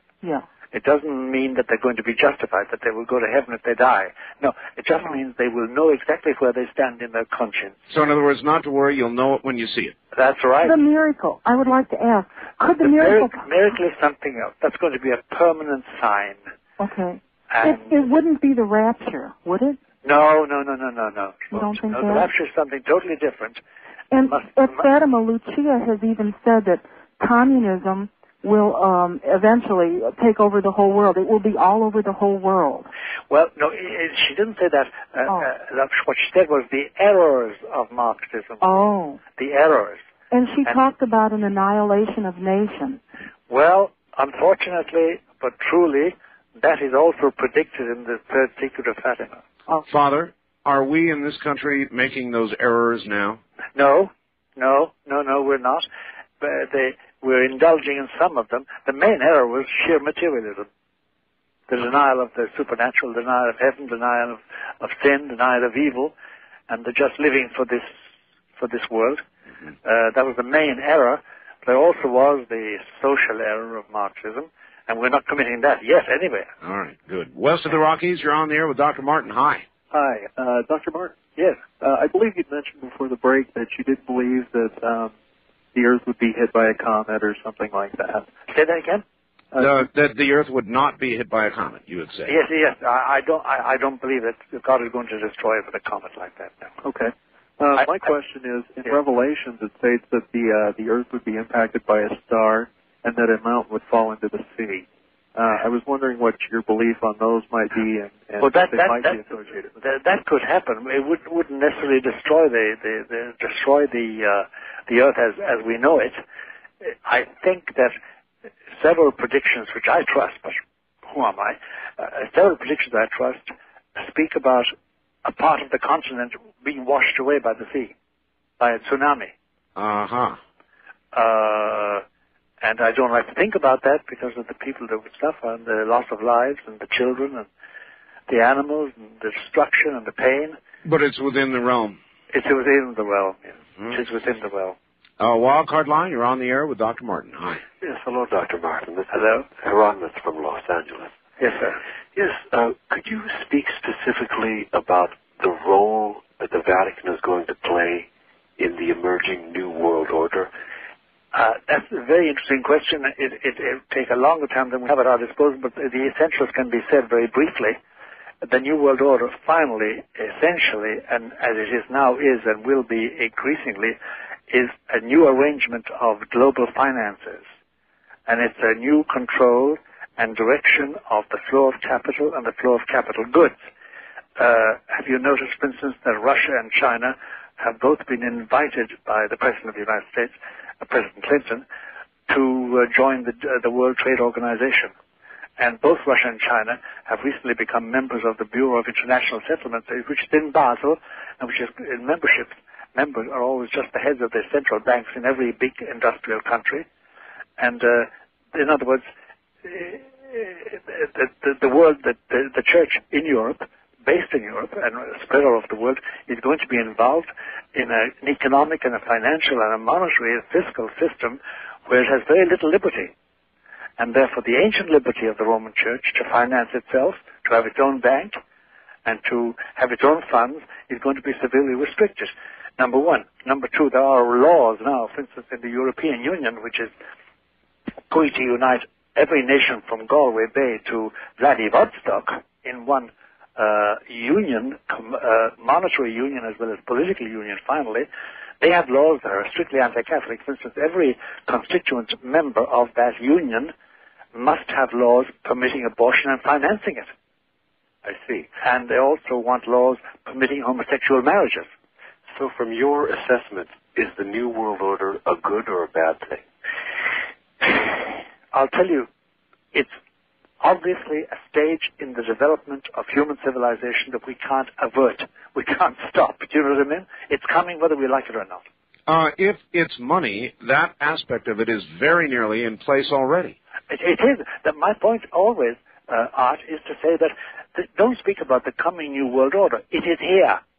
It is here. If it's money, if it's finances, it's here now, and the political changes will follow on. They will, and the pressure now is not from below. You see, up to this, in our century and previous to this, the pressure was from below, from nations rising up in revolutions and in popular uprisings. The pressure now is from on top, from those who guide the finances and say, look, in order to manage this financial system, which is now globalist and manages every country's finances, in order to do that, we have to have certain rules. Nation-states and the idea of nationalist governments and local parliaments, that's all got to be diminished. We're going to have regional authorities. And then ultimately global. Obviously, Art. I mean, but this gentleman, it's not it's whether it's good or bad, it's here. You know? And well, I think it's probably good and bad, like most everything else. Like everything human, Art, it has its negative side. Another place that I was blessed to visit was communist China. They're going through economic changes now that are astounding, even a little frightening, and inevitably, whether they like it or not, the political changes will follow. So you might mark that down as good, but then, of course, we can see many negative aspects of it.